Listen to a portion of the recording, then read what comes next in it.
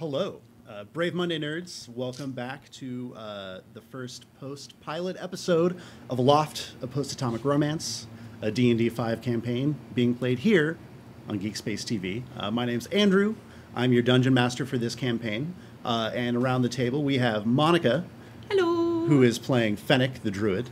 We have Holly, who's playing Yolanda or Londo, a paladin. George. Yo.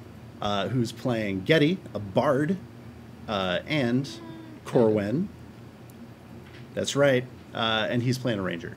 So, sip of water. And then a couple of announcements. So it's Pride Month. Woo! Yeah. Woo! GeekSpaceTV is very happy and proud to be doing shirt giveaways on all the RPG shows throughout June. So there is a keyword giveaway during the break. Remind me again, Anna, what's that keyword? I'll tell you right before the break. Oh, okay, cool. Oh, it's like that. Yeah. It's like that. Awesome. We got t-shirts or tank tops, men's or women's, Pride logo or regular logo. These things are also available on our Spreadshirt store. Check out GeekSpaceTV's page and stuff, and you will get a link to that as well. You're not getting that keyword until after you've been here for at least half of our time, okay? Yeah. Also, Wednesday this week will be a Fiasco. Our very own Chaotic Cast will be playing Fiasco at 7 on Wednesday. Leviathan returns next week. And also, our very own Monica is going to be back this Wednesday for the Fiasco game. So come check her out. She's the most Or photogenic. so I've been told. Yeah. Friday, Steph returns to the GM seat for Eat, Pray, Kill. We hope that you tuned in for Strawberry doing the Game Within a Game Spectacular last week. But Steph's back. Expect a few jet-lag, creature-filled shenanigans at our Friday night show. And we are still doing 360 Live on Periscope and is working on getting those 360 VODs to YouTube. But in the meantime, if you want to go check us out on Periscope right now, you can see this in 360 degrees. Thank you, everyone, for sticking with us through all the chaos of this mini break. You gotta get some mileage out of your Periscope setup. So let's talk about what happened last time. When last we left our heroes, they had, in the distant, dismal, wait, not dismal, in the distant future of 2058, 25 years. Right? Yeah, there's some melancholy. There's a panoply of emotions. Is it lugubrious? Like Sure. Vocabulary words. Only after Remember work. these. Break out your thesaurus, folks. It's a great way to, life hack here. Pretend you're smart. Yeah, it's an Andrew game. Buckle up. There's going to be some 25-cent words floating around. Can you spell? Works great when you're still in your early 20s and nobody knows better. So picture, well, the hard part is picture North America devastated by high-tech nuclear war, and then fast forward 2.5 decades to the future, and you will see floating above the devastation are people on airships making their way through the sometimes pirate-infested skies to connect the surviving towns and the rebuilding cities and city-states with trade and alliances, football teams, that sort of thing. So it is still balmy late June in 2058, and the crew of the recently rebuilt craft, the Calamity Jane, just made a trip from Hill City, South Dakota, to the town of Keystone, which had been attacked by mutant beasts about 5 years before, and they went to explore the mystery. And what did they find? More mutant beasts being controlled by an oversized black house cat. Who consented to let Hill City salvage Keystone's remains, provided she gets to send along an ambassador. And at the end of last session, they found the ambassador, a little black cat. With giraffe? Yeah, with Ossicles. with giraffe Ossicones. ossicones, yeah, hanging out between its ears. That's how they communicate. We think. Maybe. Are you still going to dissect that one, Getty? Because we did take the samples. Oh, Before we made friends, there was a fight. We did chop off the One head of of a us deer made and stash it friends. in a backpack. That was done. And really, we've already crossed that bridge, and they don't seem too interested in what happens to the corpses anyway. They let the bear deal with it. So,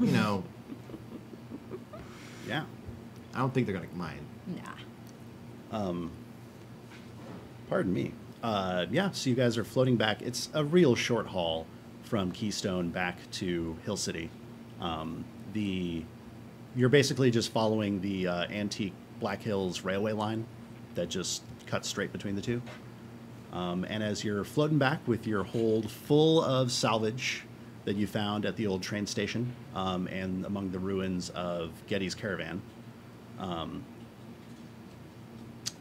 we want to zoom in a little. We want to tighten up and see what people are doing on their way back. So Theo is piloting. The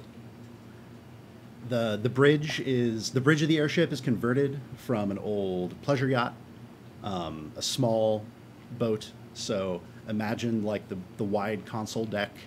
Imagine a comfortable reupholstered chair installed close to the converted controls with like a yoke and a bunch of levers that control engine speeds, that sort of thing. So what does it look like when Theo's flying a ship? Like, what's he wearing? I'm trying to paint a picture of this young man. So Theo is, in fact, a young man, still not quite out of his teens, and is dealing with a number of the insecurities that come with that.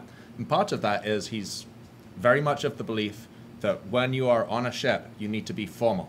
You need to be upright and like button-down shirts, jackets. Don't think tie, but he's got a very, very deliberate crease in the shirt that's been ironed in.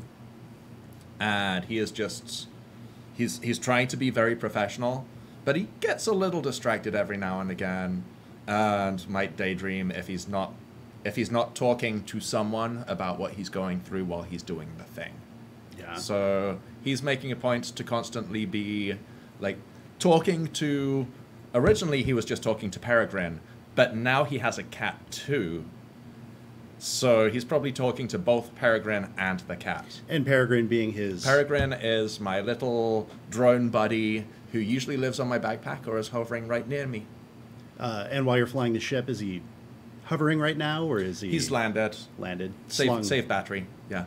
Slung on your backpack, which is propped up next to your stuff. Yep. Do you keep your bow handy when you're on the bridge? I always keep my bow handy. Okay, do you lean it against something, or have you built like a little shelf or like hook for it? So the bow is unstrung, and it does have like almost an umbrella stand.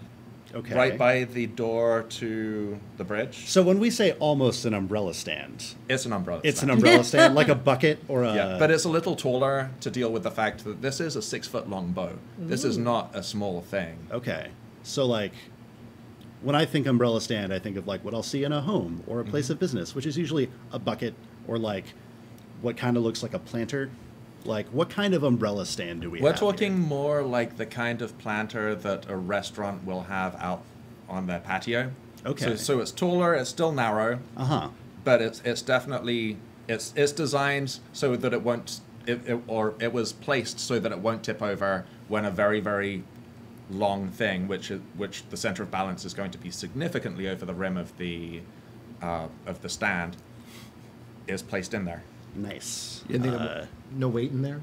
Oh, there's probably some gravel in there. So one of the reasons I'm asking about details like that is like, I'm a firm believer and fan of those kinds of games where you've got a ship and Yeah. you're like upgrading and blinging out little parts of it at a time. So like, more interesting umbrella stands are going to be going in the loot tables. This Spoilers. Okay. This is giving me that kind of detail. Yeah, right now It's giving me what I need. It's not even painted. It's just straight up a tall vase, Nice.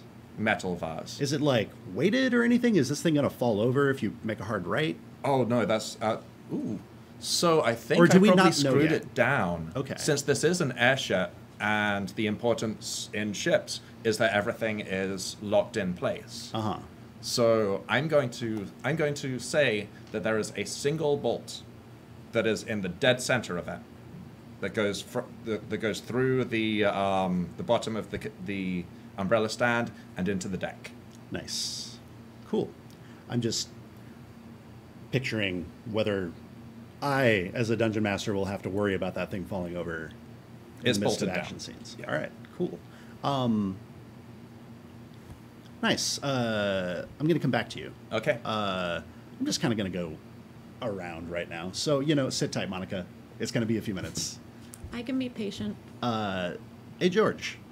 So it's a really short flight back from Keystone to Hill City. It's only a couple of hours. You're not going to go at maximum speed because why stress the engines if it's just going to be a short float? How is... Let's zoom in on what Getty's doing right now as you guys are heading back. Well, I've got Rusty the mechanic helping me just make sure everything in my RV is packed up. It's got 2 slide outs, so I'm going to have to slide it in. My RV is my med bay. Uh-huh. It's my technical workshop. It's a kitchen and a bath in my home. Uh-huh. So I need to make sure that when the slide out pops out, it actually gives me the access to the med bay and tech center. When it's closed, I can't get in there. So I'm just making sure everything's fine.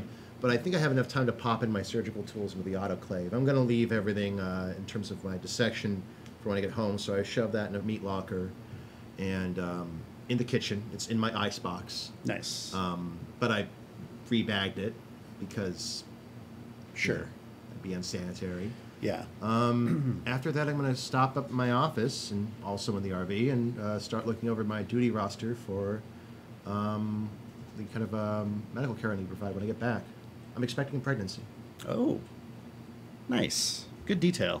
So I want to talk about the RV a little.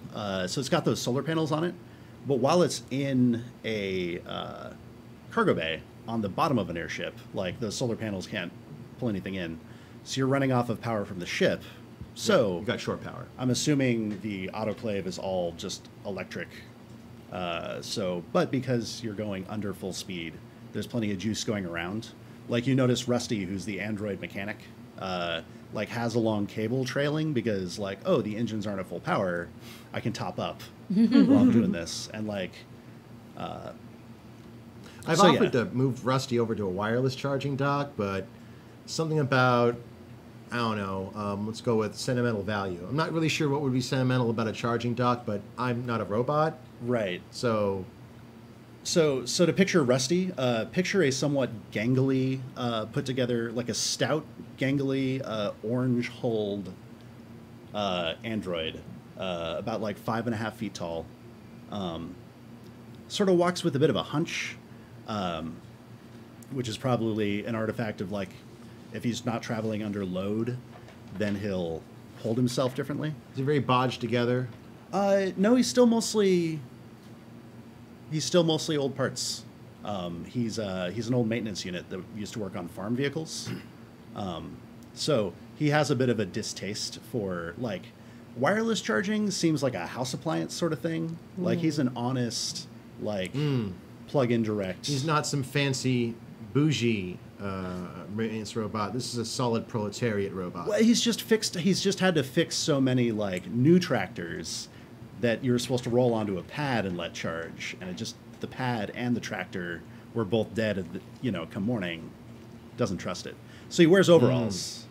Okay, I'm digging the overalls. Overalls and a tool belt. He doesn't need clothes because he's a robot, but he loves having all the pockets. But he's got one half of the overalls undone and has the umbilical running under. Rusty has a sense of style. He does. No, and he totally has one of those train-style engineer's caps that he wears at a slouch. Yeah, so you're seeing those things. I'm going to come back to you again in a bit. Hey, Holly. Hey. So it's a short float back to Hill City from Keystone. Let's zoom in on what Londo's doing. Well, Londo heard tell about the cat ambassador. Yeah. And so she would like to go up, hang out, if I may, in the pilot area, and clean Sheila menacingly. All right. Just there's a lot of blood of animals whom I have recently killed, that needs to be cleaned off. Sheila's my axe, sorry. And She's then, a great axe, by She- the way. she I want you is. all to know that. and she's being sharpened, and I'm just quietly cleaning and sharpening my axe while observing this ambassador of the murderous creatures that killed Getty's people and who we made a deal with. So I want to throw a complication in there. Okay. You've totally got this plan. I do. You're gonna let this kitten know what's what, and he's in charge here. You roll into the bridge. The cat is not there. Where'd the cat go? I was actually in the process of talking to the cat when I find out that the cat is not there. The cat's not there, and you realize you've been talking to yourself for a while. Yeah. I don't know. Where did the cat go? What's your backup plan? Are you going to go look for this cat, or are you going to go do something else? I still need to clean this great axe, Yeah.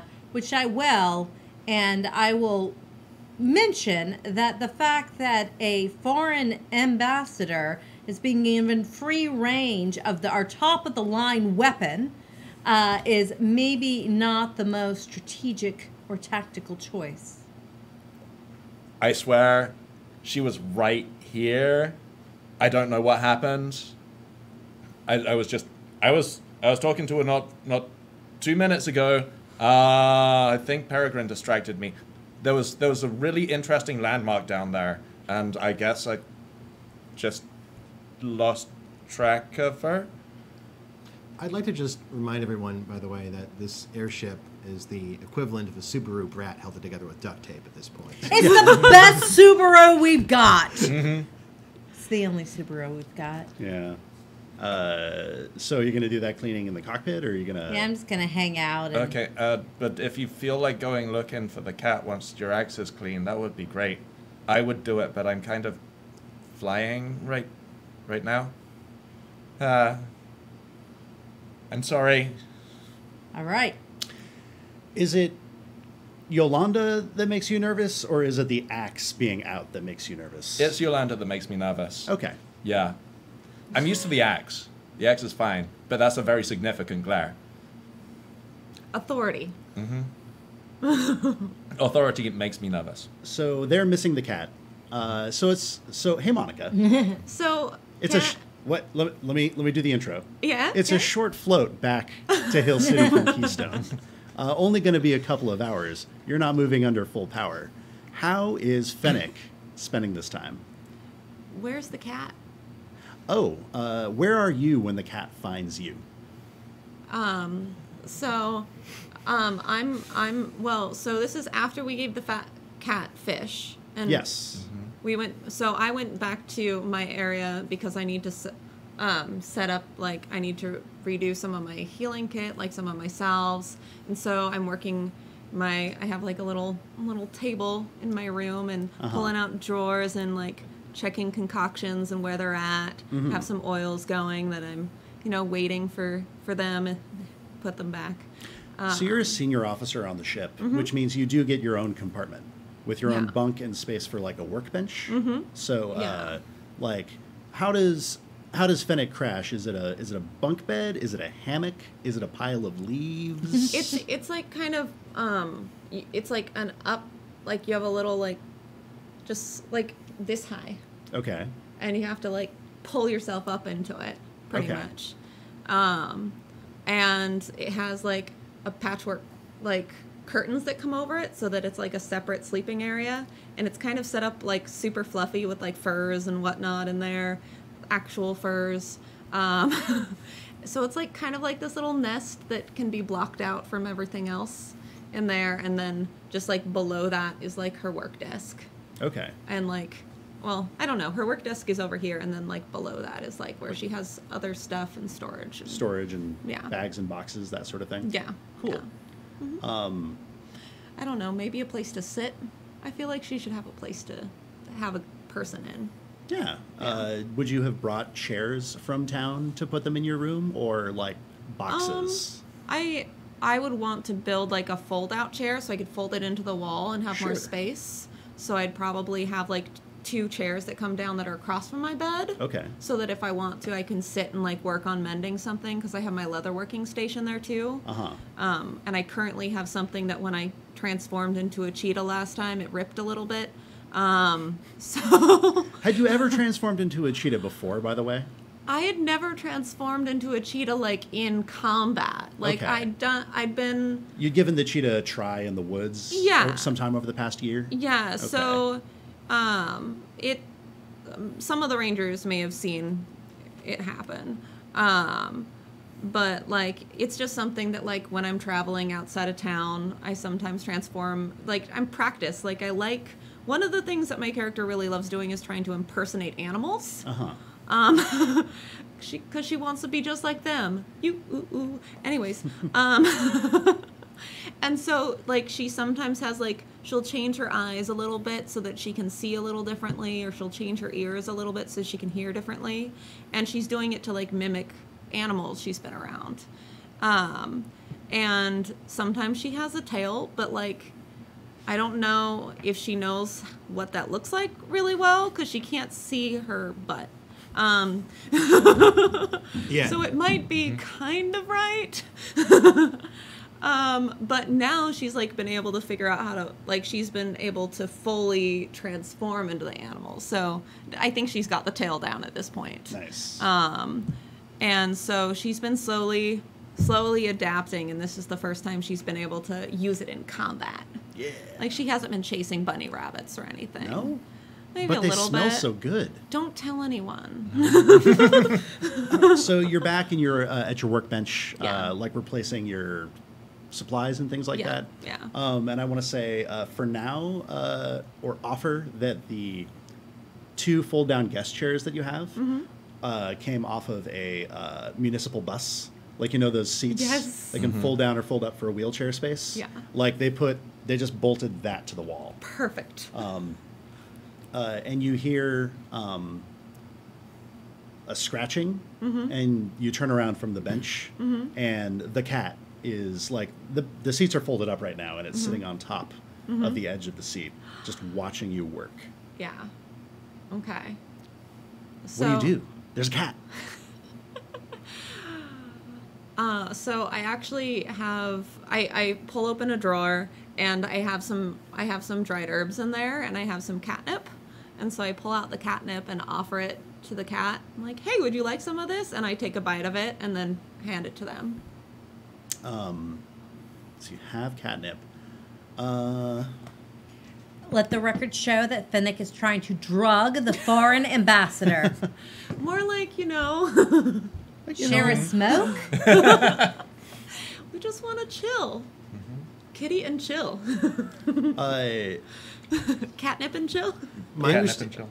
my understanding is that catnip's properties for cats is effectively hallucinogenic. It's very similar to them dropping acid. So. It's like a little bit. I'm not giving it like the whole. It's just like a little bit. Oh yeah, just one little blot there, Terrence McKenna. Yeah. Now, is this a literal kitten? Is this like a child cat that you're drugging? This cat does appear to be young. Ah. It's yeah. not. It's not like fresh out of the womb, but it is not fully grown yet. Honestly, it sounds about right. It gives it a sniff, and you can still smell the fish on its breath that you guys offered it last time. And then sits up. You get a like, your offer has been declined feeling off of the cat. That's totally fine. Everyone is entitled to not have it or to have it. That's fair. It's fair. So, Dare to keep kittens off drugs. Yes. Yes. That catnip's a great gateway drug. Before you know it, they're moving on to harder stuff like treats. Yeah. Whoa. You know, just a small euphoria didn't hurt Just- anyone. Just got to get some tiny wet food, you know, just to even out. Yeah. Yeah, I got some catnip, but if that's getting a little too weak for you, we got all kinds of good stuff here. So I'm going to like show the cat what I'm working on, Yeah. and just like explain like, hey, I'm just checking this. Like, have you ever worked with any of this before? And just like ask them if they want. Just talking. Yeah, I'm like talking with them about it, and like, hey, you're welcome to share you're welcome to share my bunk at any time or this area. I can set some space up for you. What would work out best? Are you just talking out loud in English, or do you? I will speak to the animal. Invoke your speak with animals. Yeah. Yeah. So this is a glow effect that you're using. Yes. Yeah. Which does it has an outward appearance. People can tell that you are casting a spell when you do it. Mm-hmm. What does that look like as you invoke this thing? Is there chanting? Is there muttering under your breath? Do your eyes? Let me see. Yeah. Do you take on a feral cast? What does it look like?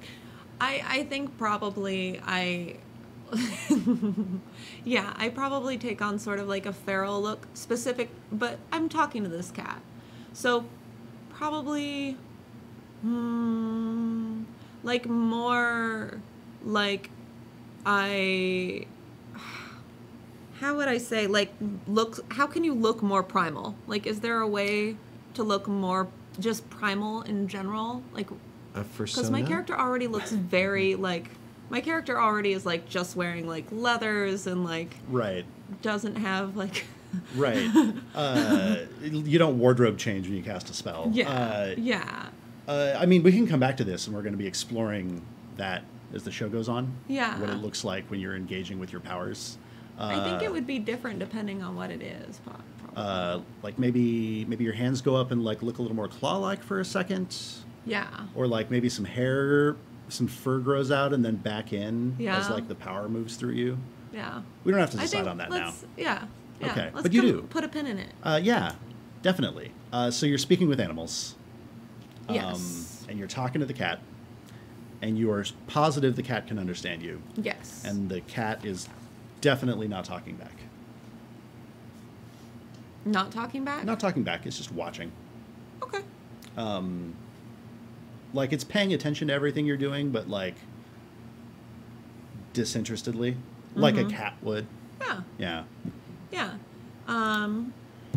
Let me see. Is there a spot that I could set up a quarters for the cat on board? So each of you. The cat doesn't have to go there, but it can be the cat's area. Well, let's talk about what the ship layout is like. Behind the cockpit, there's an access corridor that runs the length of the ship, or the length of the gondola. There are 4 staterooms, or they're small compartments, but they're for the senior officers, which is these characters right here. So you each have a personal space.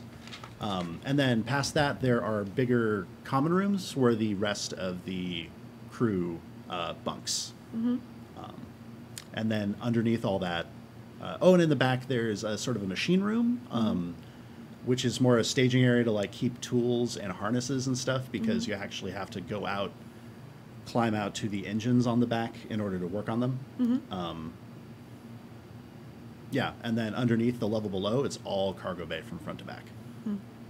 So we have the 4 staterooms. Yeah. And then we have the engineers quarter, the engineering room. Yeah.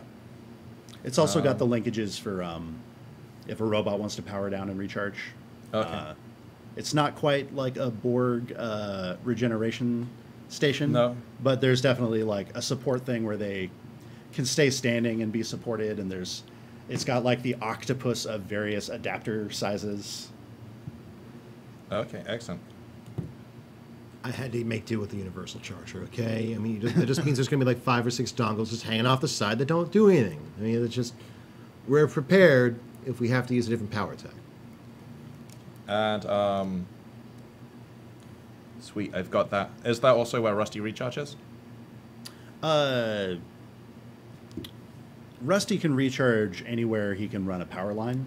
Okay. But when Rusty goes off shift and doesn't want to be around people, then yes, that's where he is. Yeah. Okay. Excellent. So Rusty sleeps in the machine room. So where were you thinking of setting up this cat bunk? I think I'll set up a little nook under my bunk area. Okay. So that there's a kind of cavey space for the cat to climb up into. Right on. Yeah. Yeah. Yeah. You haul some furs down, or what do you do? Yeah. So basically, take An some empty furs cardboard down. box. What? Yeah. Probably first do like the box, like turn it outwards so that the cat can climb up into it, and then put like a leather down on the inside, and then put like a light some like rabbit furs or something on the inside. Nice. Yeah. As soon as you step back, the cat's all about it. Yeah. Let's go back around. Cockpit bros. Were you going to clean your axe in the cockpit still, or were you going to? Cool. It was a short flight. I'm gonna, as soon as I get the death stare, I'm gonna go over the comms and ask if anyone has seen the cat. Oh, so around the time that you finish setting up the little cat bunk, there's a very makeshift but serviceable PA system, intercom. You think that it works two-way through every room on the ship, but it doesn't. Well, you haven't had a lot of time to test it yet. Okay. There's only been a few shakedown flights since rebuilding and getting the Calamity Jane skyworthy again. Anyway, everyone can hear Theo say, Has anyone seen the cat? The cat's gone missing. Do I have a way to contact him back in my room? You could try. There's a button. Okay. I'm gonna press it. Cats are always where they want to be. And unpress. Barely garbled at all, you hear. So coming through clean. Close to clean. Close to clean. I would rather the cat was where I want it to be. Or where Lando wants it to be. Whatever's your preference. I'll go down. So I am going to make my way over to the hallway outside of our 4 staterooms. Open the door of my stateroom, which is my right. Yeah. Sit in the doorway, stare at her doorway, and clean Sheila. Is your door open or closed? My door is super closed. Okay. I bet it is, but I'm watching it. So a little bit after that is when you see Hill City. You see home. You've never seen it from this angle before because on the test flights that you've done previously, you didn't go east towards Keystone because no one goes back to Keystone until today when you did, making town history. And so you see, the familiar sights just from a new angle. You see Main Street with all of its rebuilt and carefully preserved with no access to outside building materials, roofs. You see most notably, you see the column of smoke coming up from the old Number 7 saloon, where they've dragged one of the antique locomotives from the Railway Museum over and built it into the back of the bar. You see What was the bar called again? the old Number 7 saloon, named after the engine number that they hauled over. You can see the high school to the south, which is sort of the trading post and gathering place where people bring their farm and salvage goods to redistribute them to the people that need them in the community. And you can see to the northwest the farms that spread out from the side of town there, spilling past the wooden palisade that's been put up over the last 20 years to keep the monsters and bandits out of the town. And to the north, you see your destination, which is around the old watchtower that the airship crashed into a year ago. Sadly, also setting fire to the camp of several of Getty's caravan partners. The watchtower was rebuilt into a mooring tower for the airship and a landing field. Nice. Nice. And they've extended the walls out to include it, so you don't have to park. You don't have to street park. Not in this neighborhood. There's way too many deer that are way too big. So we've got like an Empire State situation going on where we can throw a ladder up to it, or throw a walkway up to it. No, you've got a landing field. So as you're getting close, you can see your ground crews waiting for you. Ground crew being the people that don't have like farm chores that afternoon, who have been waiting to hear the propellers all day and sort of stream up. And a bunch of the townspeople come with them because this is the first time you're coming back from not just a test flight, but a mission. And as you get closer, you can hear through, it's not totally airtight or soundproof up here, you can hear their cheers coming up through the windows. And they're waiting for you to come hold station. The mechanic and the other crew members are going to drop lines, and they're going to pull you down. Okay, I'm going to go on the intercom again and be like, preparing to land the airship. Everyone in your positions for landing the airship. There is no right answer or wrong answer, by the way. Like, this is your first time coming home. What is Getty doing? RV's already packed up, and I am pacing through the cargo bay. At this point, I'm saying, all right, Rusty, Patty, we got to get everything ready to get moved now. People are going to start mobbing us. We need to get everything over to the warehouse. We'll say there's a warehouse. Yeah, there totally is a warehouse. There's got to be a warehouse. Yeah. We need to get everything over to the warehouse, and anybody who's not helping needs to get out of the way. Yeah, the warehouse that they have prepared for you is actually a big... they're planning on building a better warehouse as soon as they can, once you have the goods rolling in from your missions. For now, it's, you know, those big tents that they put up at outdoor festivals where you can, like, go eat out of the shade, but you can fit a whole bunch of stuff under there? Mm-hmm. Yeah, it's one of those. Just to keep stuff out of the rain for now. Okay. Yeah. Making sure everything is prepped, double-checking all of our goods, and I've asked Rusty, since he's faster at it because he's a robot and can analyze it, to just double-check all of our clamps, make sure that all of our tie-downs are appropriate and good. And once we're getting close to touchdown, I'm going to go to each of the RVs and slap out the parking brake. To your RV? Not just to mine, but all the others. Oh, right. Mine I'll drive out. Because last time on Aloft, they'd been sent to recover salvage goods, but also the people that Getty had traveled halfway across the country with had left RVs there, and so a bunch of them got wheeled into the cargo bay. Yeah, cool. What's Yolanda about? I'm going to hang back until I see Finnick come out. You're waiting for your chance to mad dog the cat? Yes. Awesome. Squad goals. Yes. And what's Fennec about? Now that I have a confrontation right outside of my door, that's I going to be mean, fun. maybe you don't know that there's a confrontation outside your door. Waiting. Huh. You don't? Nobody said the cat was in here either. No. It's a fair guess. I am actually not landing until we know where the cat is. Oh, are you telling everyone that? Yeah. I feel like I've had this conversation over the course of the last hour flying in. Oh, okay. Okay. With who? Peregrine? With Yes. You I had a firm talking to. Yeah. Yeah. Wait, that's what you said? I think I would have mentioned that because I mean, we've got a random cat on board and we don't know where it is or what it's doing and we don't know what's up with it. So we probably want to get that unlocked before. Have you been looking for the cat? I can't. I'm flying.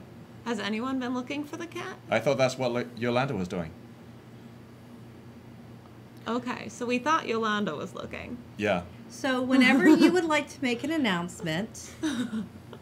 Can we please confirm the location of the cat before we land this thing? The cat comes out of the nest you made for it, and there's a little porthole style window. It pops up into the what's the word? Sill. Huh. And is watching the descent, or the approach anyway, because you haven't started the actual descent. I'm not there. You're not across from the... Your door's door's closed. shut. Yeah. I don't see the cat. Oh, I thought... Oh, you can't... There's not No, the porthole only on you that can side. see the No. cat. Oh, okay. Only you can see the cat. That catnip kicked in. The interior doors are all the sideways sliding kind you might see on like a ship or a closet. You're not sure whether they were repurposed from ships or closets. Or trains. Or trains, too. That, Yeah. yeah. Well, I Probably have trains. plans to make a cat door when we get back. Can it also be a sideways sliding one, but tiny? Perfect. Oh. Yes. It needs to be that way. Perfect. Ding. So, is that enough? Have we satisfied Corwin? No Nobody's one's found out where the told? cat is. Yeah. I'm assuming somebody's looking around for this cat. Let me see. Yolanda, have you found the cat yet? Negative. You get a make an insight check. The cat gives you a look.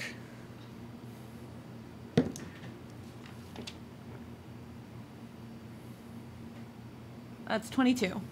It like looks at you, and then it looks over at the intercom, and then it looks back at you, like a get this over with sort of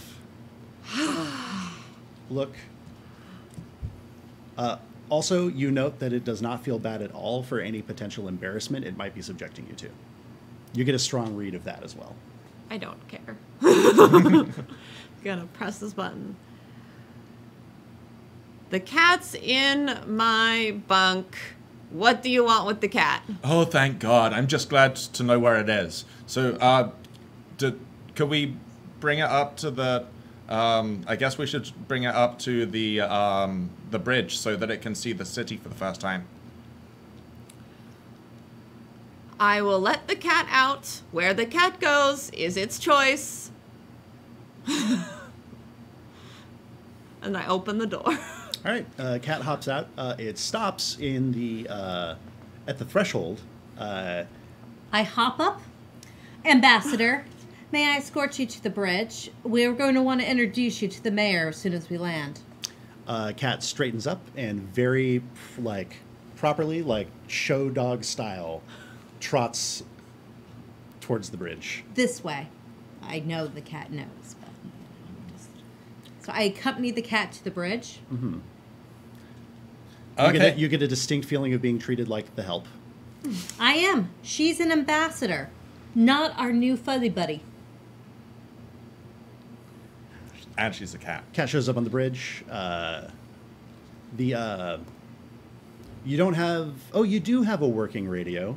That's right. That's the special gadget that That's on... that's on the Calamity Jane. It yeah. crackles to life. Excellent. And the deputy mayor, Deputy Mayor Flanagan, you hear his voice. Calamity Jane, we're ready to bring you in. Okay, we're just securing the cat. Okay. Don't worry, it'll make sense. He's got his finger on the button, and you hear like some confused discussion behind. Mm-hmm. Copy that, Jane. Click. So I've been hearing all this intercom hijinks. Uh-huh. And anytime I start hearing the intercom hijinks, I just take a long, hard look at one of those ruined RVs. And then I get back to work because that beats processing my emotions. Nice. Valid. So, it's a fantasy, but at the same time, it's too real. Awesome. Yeah, the crew drops the lines. You adjust the ballast. You vent some gas, but not a lot because you're going to need it to fly again later. And you hear through the walls, heave, heave, and they have these long, sturdy lines coming off the side of the airship that they're running through a pulleys at the bottom so they can have a bunch of people pull sideways as they go down. And slowly, like almost asymptotically, because this thing wants to float. So it gets harder and harder as it gets closer to the ground. But they pull you down, and then there's big old chains attached to a nearby foundation, and they lock you in, and you're back home. This way, Ambassador.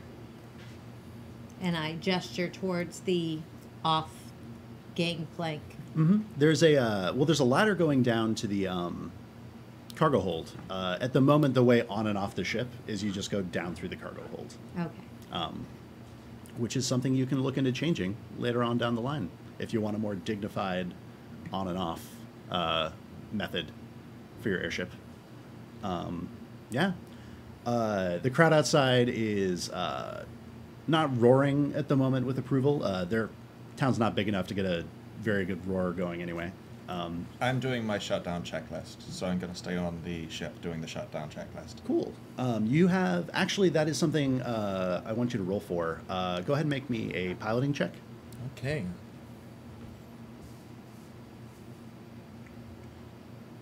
Am I proficient in this? Yes. Yes. Okay. Use your intelligence and your proficiency bonus. Intelligence? Yeah. Oh, okay. Because this is more checking your systems as opposed to, flying through a storm or Okay, it's not horrible. dodging a rocket, grinding a rail. I don't know what you do with airships. 16. 16. Great. So you're going through the checklist through. Not the first time you've done test flights before, but like this is your actual first. We're back from an errand / mission checklist, so now it really counts. And you're putting the math in, and you're noticing nothing to like super worry about, but you are picking up like, oh, this is a system we need to check up on because the numbers don't line up right. From one of the engines, and from the pumps that move ballast back and forth. So, hey, useful data off your checklist. Yeah. There. Okay. To get supplies down, do we use like a pulley down the ladder area, or is there a separate area to get supplies in and out?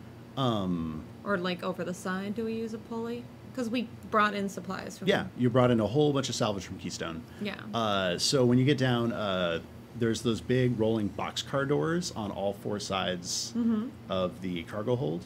Okay. So they just roll those open, and they just start, like, the townspeople come in, and they are on it. They immediately start, like, there's a bit of a rush. Like, everyone's so excited to grab something that it looks like it's not going to be terribly well organized. But people are just in and picking up boxes, picking up sacks, walking up to the RVs and not being quite sure what to do, and then looking at Getty, like, and holding their hands out, like, what do I do with these? Okay. On the front tow hitches, I want you all to go ahead and get some rope. Brakes are off of these things. We're just going to tug them out into the yard. They don't need to be sheltered. And they're on it. The deputy mayor comes in. Deputy Mayor Flanagan. He's always a little red-faced, but a little red-faced and emotional under his big frizzy halo of graying red hair, and says, "What do we do with these?" Oh, Flanagan, we made off better than we possibly could have imagined. Okay, you see these RVs? Can I make up the contents of some of these RVs? Yes. Okay. I retain veto power, but go to town. All right. So that one was a machine shop once upon a time, and that can just go to the town. And we've got hydroponics RVs A and B. C is still back in town. It's got a broken axle, but we can go back for it. There's enough supplies in those things to last a while. I say we just donate them to Granny. And that one there was a mobile bar. I looked inside. All the stock is broken, but it still has the pinball machine. And we might keep that for the airship and just roll it right back on in. Pinball, a voice pipes up, and from out from behind the deputy mayor is your protege, Biscuit. What does Biscuit look like? Give us the rundown on this lad. Biscuit has brown hair, probably white-ish, indeterminate ethnicity, maybe some shade of something in there, can't tell. Lanky, about 12. And does he have leg braces or just crutches? At this point, he uses leg braces. Okay. So he comes in. Pinball. Remember I always told you about Halley's Comet? It's here. And he just No, runs. I grab him by the shoulder. Nope. Broken beer bottles, broken glass bottles everywhere. We got to clean it out before you can use it, kid. And Flanagan says, like, help me get the rope. And they go off to get rope and a bunch of people to help pull. Before he goes, Flanagan, Doctor? we got a problem. So animals sacked the town. They're still there. We had to have a little chat with them. They're definitely glow affected. They've got these ossicones, little protrusions in their head. They appear to be psychically communicating with each other, and they're intelligent. We talked with them. They let us take this. Can I dramatically enter now? Yeah, about then is when the cat has no problem with the ladder. Yeah. Weird. Deputy Mayor Flanagan, may I introduce you to the ambassador? I'm sorry, Pat, I wasn't kidding. In return for salvage, we promised the Cat Queen that we would do her a favor, and this is her ambassador. The ambassador will inform us of its needs, pardon me, is that the correct pronoun? The cat nods. And we will do that favor for the Cat Queen as requested. The cat this whole time is sitting sitting up next to your feet as you're saying this, and the deputy mayor is like, this is a lot for him to take in. You're just gonna have to roll with it. There is a cat queen here. But like as you started talking, the people who were coming in to help unload stop and listen, and then you hear a voice, an old man's voice say, "Wait, that was with the monsters that killed my Annie?" We have come to peace conditions with the conquerors. We have opened diplomatic relationships. This is their ambassador. And there's a grumble and a rumble that goes through the crowd. Let's see how well they take that.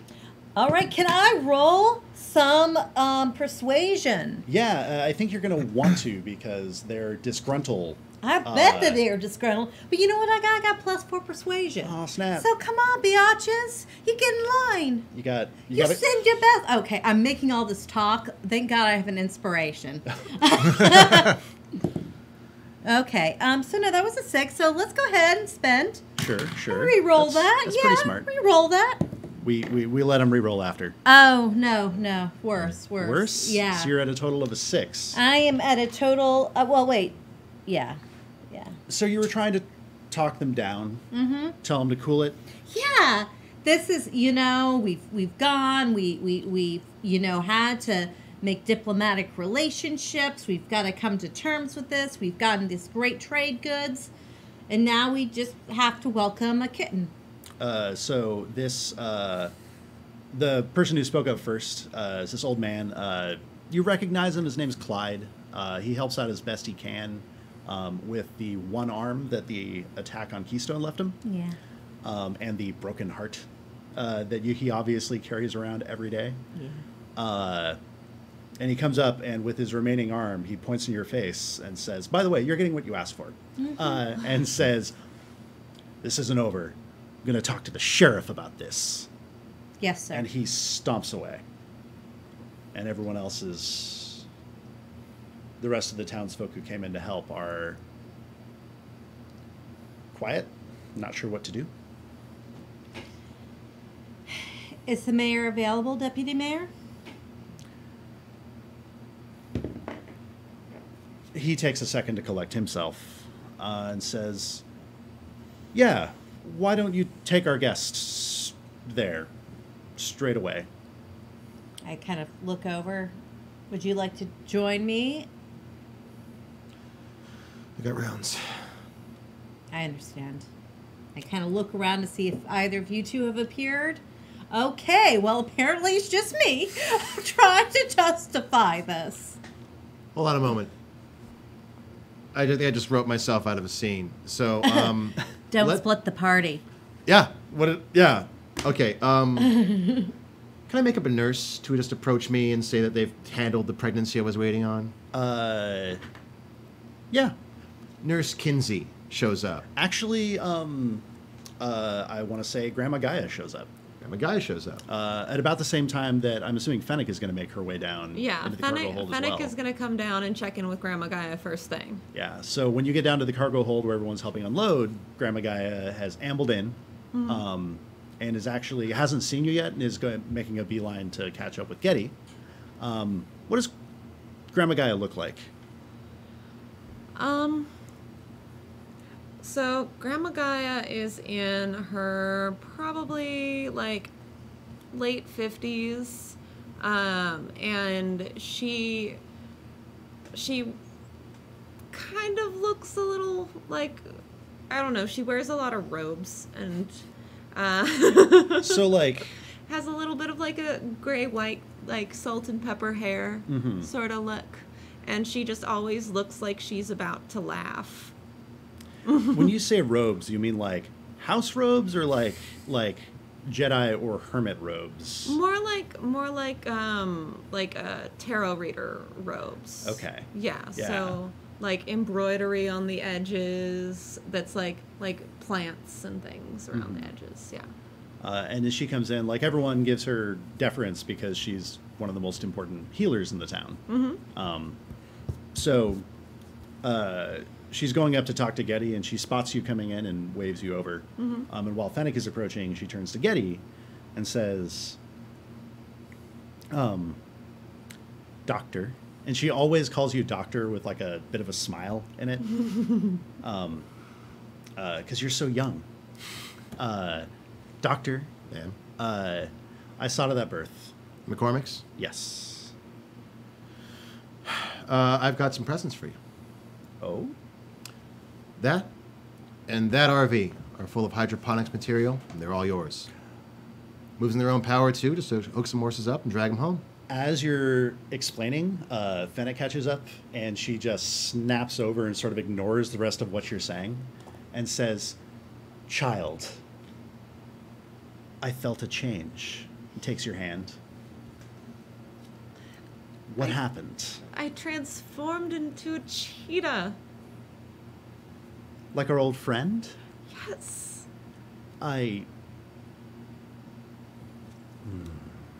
She doesn't have anything to say, but she smiles and is just proud and sort of wondering at it. And Fennec like gets all like small and just like a child, like very like appreciative and like proud like from her, like clearly she's gaining a lot of respect from this. Oh yeah. Like she feels really good about it. And then is like, also we met sentient beasts over there. It's a city of sentient animals. You would love it. I think you should meet them. Is this one of them? And she looks over to where the cat is with Yolanda. Yes. And she comes over and she gets down on her hands and knees and gets right up close to the cat. And you hear this, I don't want to say stately, but the woman has presence. Say, I am honored to meet you, little lord. And she's like attempting to have a moment with the cat, and the cat is like not engaging. Like it's that kind of eye contact where it's like, I see what you're doing, we're not on the same page.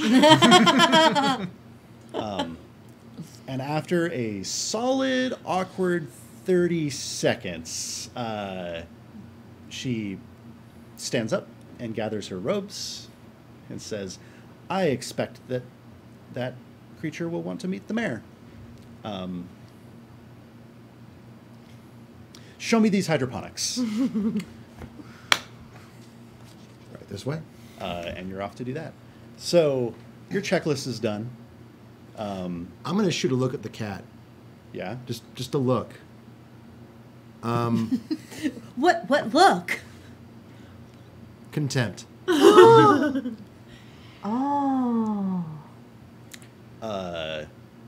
It meets it.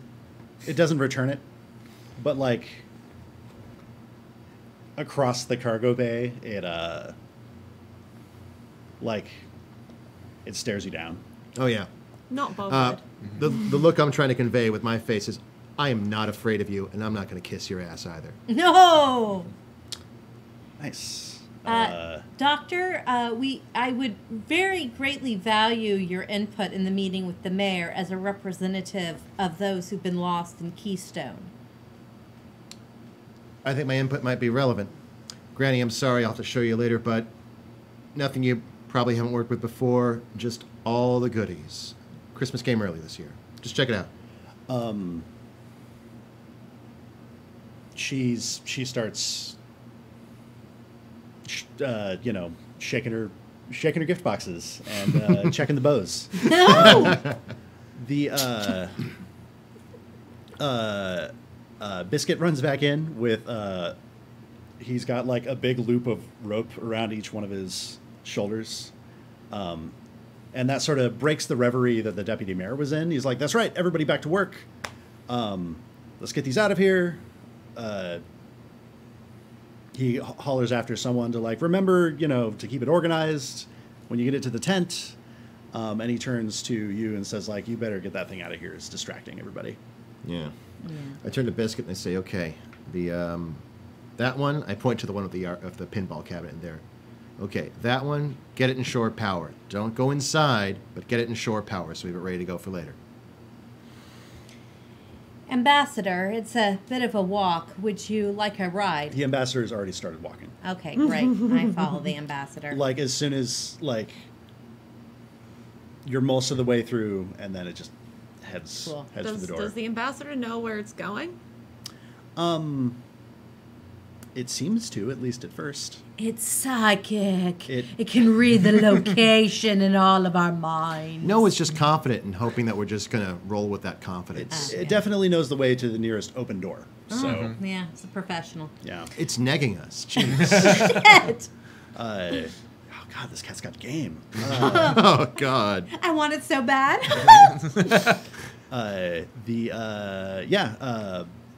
Theo, does Theo roll down? Is Theo there? I'm gonna guess Theo's coming down right as the cat is heading towards the door. And you see what the cat, the way the cat is trying to put on airs, you see the cat's entourage following it. Okay. We're meeting the mayor? We're meeting the mayor. We're meeting the mayor. justifying our actions on our first mission. Okay. Let's do this thing. Finnick, you with? Yeah, and afterwards I want to give the cat a tour. Let's talk to the mayor. Let's talk to the mayor. Let's talk to the mayor. And before we engage in any more collaboration. Or diplomacy. Sure. I want my dad to meet the cat. So y'all head down. It's not a big town. It's not very far down Main Street towards.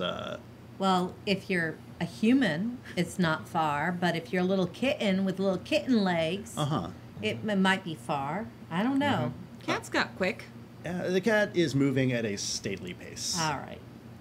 Like it is almost a little awkwardly slow to be following this cat.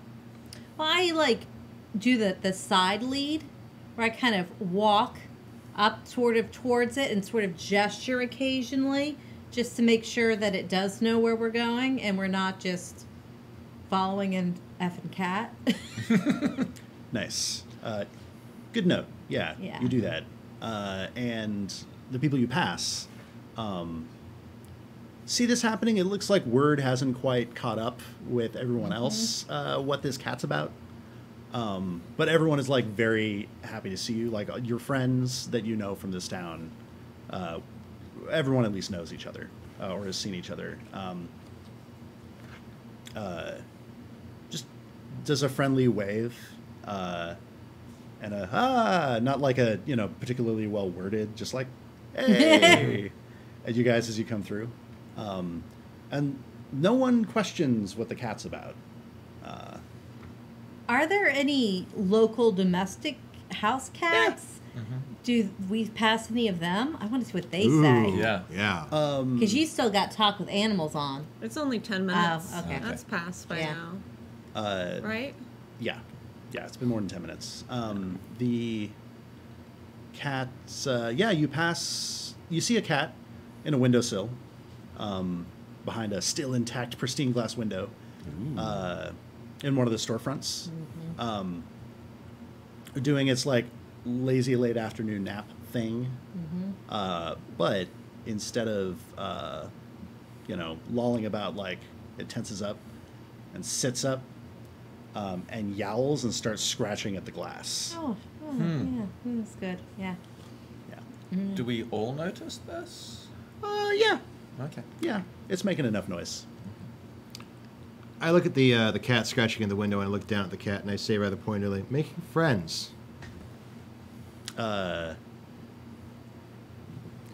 Dice. Bow, bow, bow. It doesn't change direction at all, but it like does turn around and give you a shit-eating grin. You know, the problem with walking around acting like you know what you're doing is that once somebody sees through it, they don't stop. I keep walking. It doesn't have a response to that. It doesn't even snaps turn around. It snaps its head back forward. Like that kind of shut it down. And then you're at the mayor's office. And we're playing Monster Heart suddenly. Look under your chair. It's your new character sheet. Throw out all your dice, but 2d6. Oh, dang it, I'm a werewolf. Yeah, so you're at the mayor's office. Smash cut to the inside of the mayor's office, and the mayor, Mayor Wendell Banks. Wendell, he's so nice. Like, he's such a good, like, community building sort of mayor. I wanted him to call Corwin a loose cannon. He, Who's Corwin? Theo. I know you're Theo. like, this is the mayor who, like, pulled the town. He wasn't mayor before, but he pulled the town together in the years through the collapse after the war. Got the walls built, got the common fund established to, like, fund the town guard and the rangers and things like that. Brought the community back together after the disaster in Keystone, and the survivors fled here. He is leaning over his desk where the cat is sitting, standing, both hands on the surface of the desk, like looking at the cat. Sorry, there's a mic there. Looking at the cat, dead in the face, but talking to you guys. Cutting to right after you told him what had happened. He says, "Well, they got a lot of balls, don't they?" I'll shut up now. Is that a play of words on the? There's a really ossicones. Actually, they're really more like sort of a vestigial antler. You know what? I wasn't thinking about it. And then, like, he breaks the serious moment, and he looks up and smiles, like, "But I'll take it." And then he settles back down into, like, staring this cat down. Well, what does it want? We've yet to be informed. What do you want? I'm sorry, Wendell, that's not going to work. She likes fish. She doesn't like catnip. Doesn't like catnip. Okay. All right, well, we have a council meeting tonight. You're all going to be there, and so will our new ambassador. And he just picks the cat up, and the cat's consents to be lifted, and he checks the cat's undercarriage. He's like, I guess a boy? A boy? Oh, I'm so sorry. The cat shrugs at you, which is like in a human gesture sort of way. The cat looks at you and just... Sure.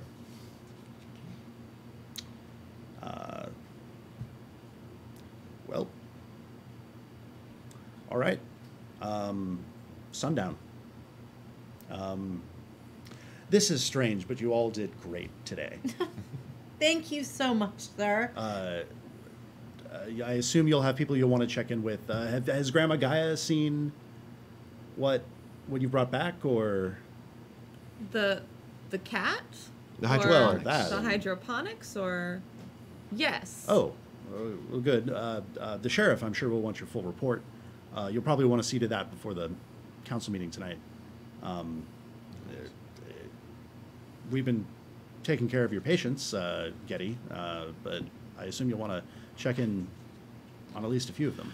Well, I heard the McCormick pregnancy went just fine, so at the moment there's nothing too pressing. I do want to step in, but that can wait till the morning. Okay, and I totally wrote names down. Yeah. Rose? Yeah, Rose. And he's like, and if Rose wants to be found, I'm sure she'll want to hear what you've seen. I know how to find Rose. All right, and I guess then it's just you and me. And he sits down heavily into his like well-worn office chair and starts basically a staring contest With a cat. Yeah.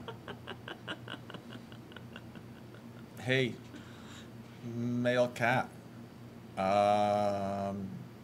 Do you want to come meet someone who really likes hunting things? Cat pauses, as it often does when being asked questions. Trots up to the edge of the desk closest to the mare, reaches out with a paw, boops the mare, and then walks through the door. Okay. I still want to give the cat a tour. Well, you all have the cat again, so you guys can do cat stuff. But in non-cat related business, Holly, Yolanda does know that the sheriff expects her to sort of report Absolutely. in. So you go do that. Yes, I'm going to go and report in to the sheriff and let her know, as representative of the town guard, on this important mission, how it went, and the new combat capabilities that we've discovered in Finnick.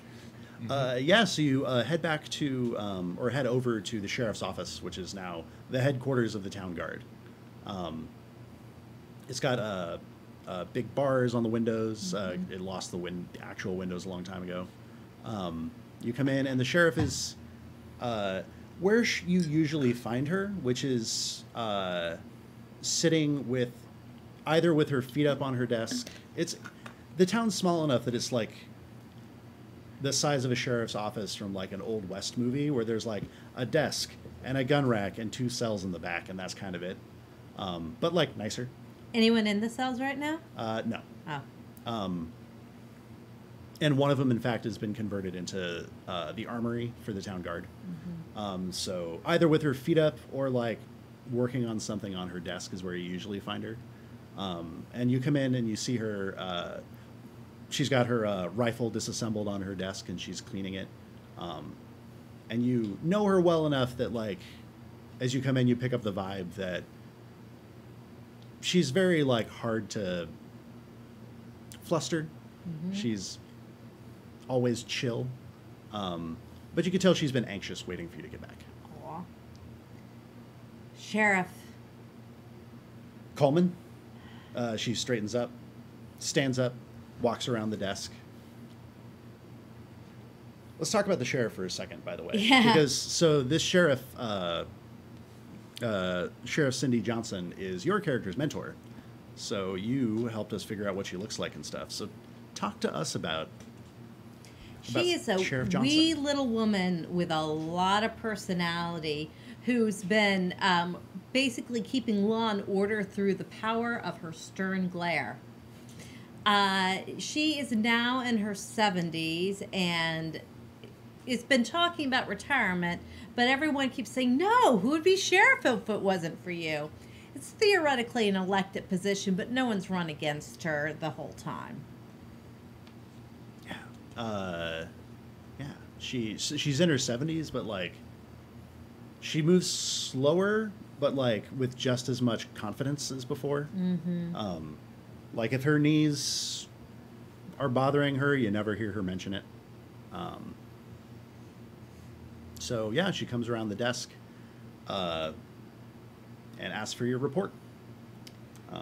We don't have to go through the whole thing. Yeah, I was just wondering, in where do you character. even begin with cat queens? So when you get to the part about the cat queen, The cat queen. how do you bring that up? Well, at that a point, we followed the peregrine's signal back to the church. I was able to open a window to allow peregrines sensory information, where it revealed a pile of animals rolled over by a giant house cat.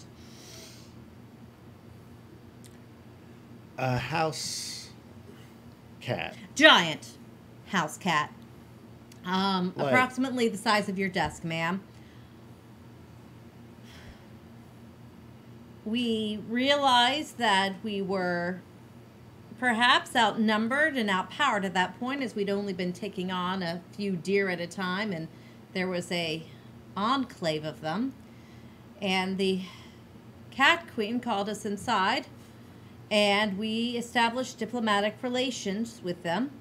I talked it over with Dr. De La Cruz, who, as we know, lost his family, basically. And he's not the only one. piped up, No, the but sheriff.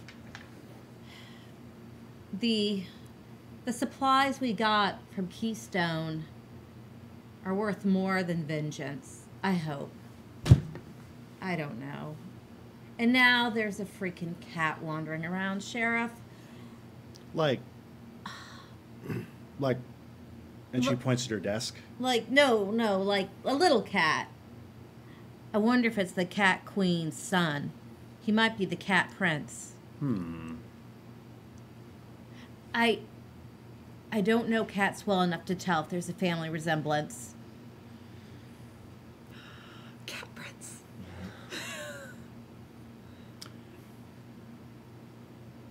Well, good What work. times we live in, Sheriff? I guess we'll bring it up at the council meeting tonight. Good work, Coleman. And she reaches up, because you're Yeah. way taller than her, reaches up and slaps your shoulder. Thank you, Sheriff. It means a lot. Yeah. So, I want to say, like, the rounds you're doing, like, we don't really need to spend scene time in those, but we know that you did it when we come around to the meeting. Okay.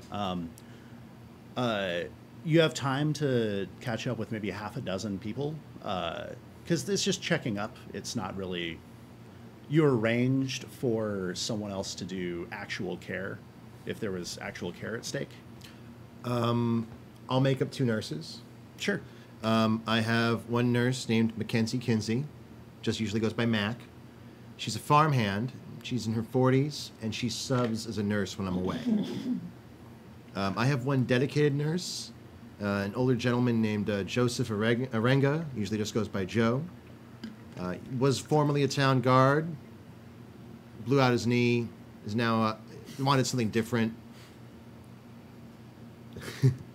Wanted something different. Started training as a nurse about 3 years ago. He's pretty good. I've been having him do the rounds, actually. His knee's gotten better, so... Training as a nurse, like, who taught him? You teach him? Yeah? All right. Yeah. Same way I was taught. I've got a whole bunch of medical textbooks, and we have a whole lot of time.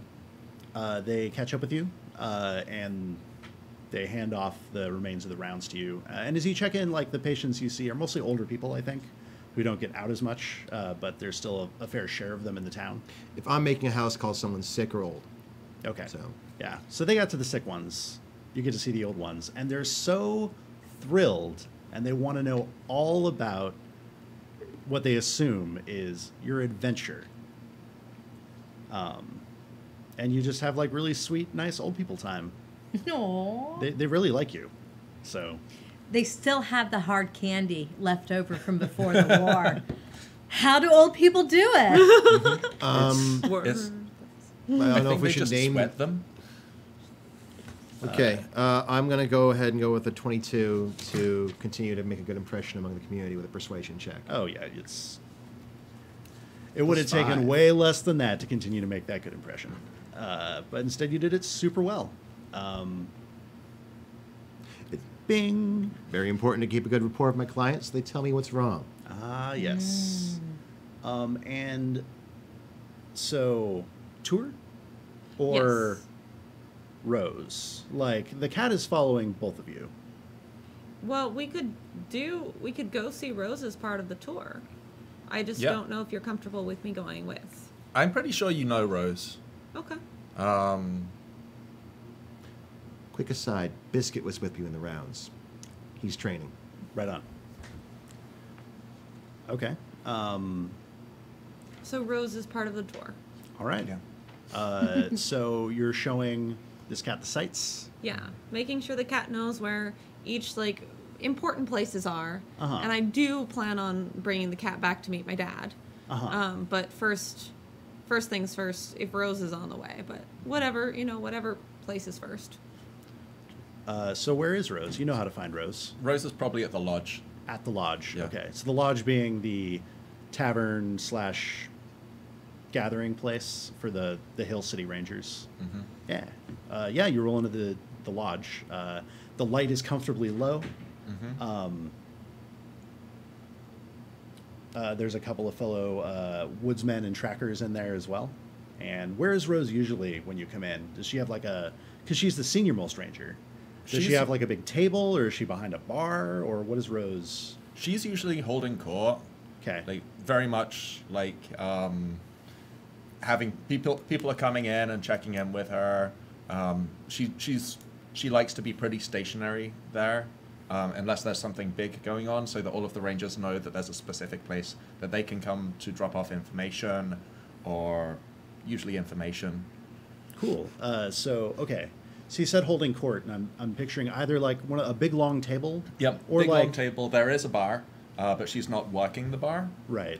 She's staying mildly drunk. Yeah. Yeah, she's old enough that she's earned that, Sure. and it But just she's makes, a professional, so it's Yeah. not like it's she's not like sloppy. really drunk. No. This just is like Professional yeah, drunk. Yeah. just like mildly drunk. This isn't functional alcoholism. No. No. So you come on in. I'm picturing there's like two places. There's her big table, and then there's the circle of chairs in front of the fireplace. Yeah. And yeah, but she's at the table today. And you come in, and the other ranger is, hey, Theo. This is the first time you've seen me comfortable inside, like inside a building and actually relaxed. Oh, quick question. When you get off the airship, are you still in your pilot's outfit, or I'm You switched to I'm your- in town. I'm very much in town garb, but this is so probably that is your pilot's where outfit? Yeah. Yeah, your uniform. yeah. Yeah. When I walk in, I do unbutton my shirt, my jacket. Uh-huh. I very much am relaxing down. I might even actively like scrunch my dress shirt up. So you are the nicest dressed ranger because Yes. you have Oh, by far. a family thing about Yeah. looking good. Yeah. But you've had a little bit of an influence on the other rangers, so they don't just show up at the lodge in like homemade ghillie suits and other woodsman garb. This is actually where we change into our ghillie suits. Ah, okay. So people, there will be some in ghillie suits and some in more civilian clothing. Nice. And there's Rose, and we're actually going to get right back to that because it's time to wind down for our mid-show break.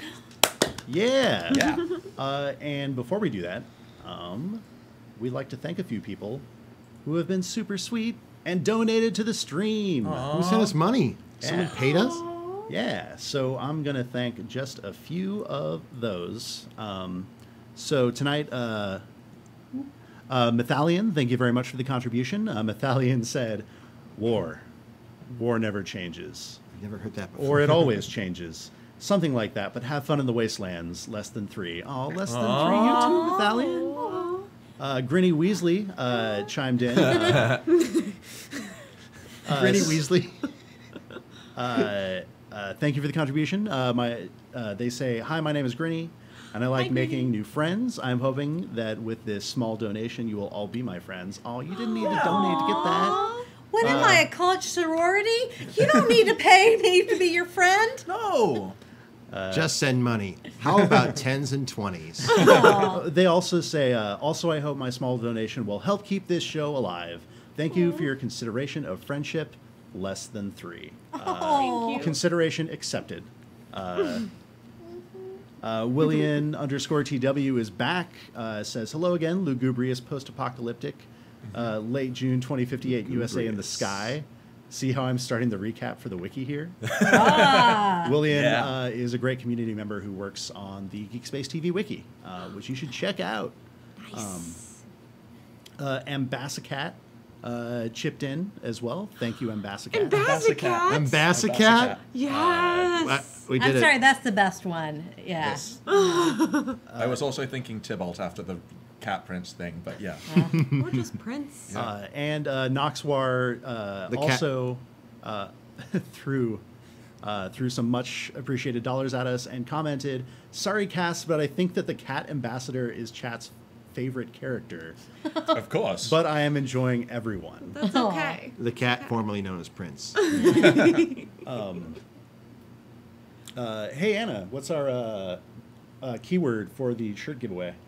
I almost forgot about that. I'm glad you remembered. Because to remind everybody, GeekSpaceTV is doing T-shirt giveaways during breaks for all of the shows, the RPG shows that are happening during the month of June.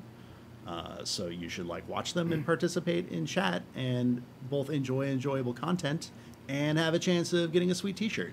You should hit the links and check these T-shirts out. They look really, really cool. Put on your 3D glasses now. Ready for that now? It is Okay. Ambassacat. Yeah. Ambassacat. We better get a spelling check on that one, actually. Um, AMBASS. I give him an example every time. It's right there on the chat for you. So go ahead and participate in that, and we will announce the winner right after break. We're going to be gone for 10 whole minutes, and then we'll be right back. So, yeah. Sorry, and I wound down to that pretty quick. Are we? You Are good? We're good? We're good. You done? Yeah, we're done. Hey, Yeah. break. Hey! Yay! We'll be back.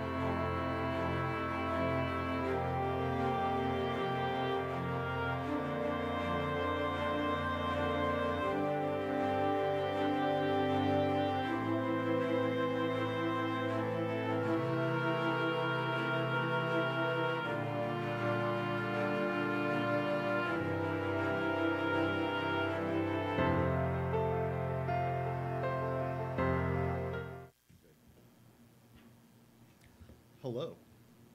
Brave Monday nerds. Welcome back to the second half of Aloft, a post-atomic romance here on GeekSpaceTV. I am still Andrew, your dungeon master, and that is still Monica playing Fennec the Druid. That is still Holly playing Yolanda or Londo the Paladin. That's still George. Wait. Mention the giveaway. Wait. And that is Yeah. I'm still George. playing Getty, and that is still Corin playing Theo. About that giveaway, we are going to announce a winner in just a few minutes. Go ahead and check the chat for the keyword, or Ambassacat. Ambassacat is the keyword. To go ahead and get your late entry in, and we'll have that for you in just a mo. And before we get back to the story, there's a few people I want to thank. I mean, you guys are right here, and you guys are doing great. But also some people that aren't on camera is Anna, who runs GeekSpaceTV and is running the board, etc. right now, and is doing great. Jared, our technical producer. Johnny Nero, action hero, who contributed or very graciously let us use the track Mana Tanada. I'll get it right next time. You can check him out on Bandcamp. Also, our friend Stacy at Stace Art on Twitter. If you've been checking out our streams, you've been seeing the amazing art that she's done that we're probably going to get up on the stream during the game within the next few weeks. You could probably talk her into doing commissions as well. So, check that out. She does take American currency for now. Right.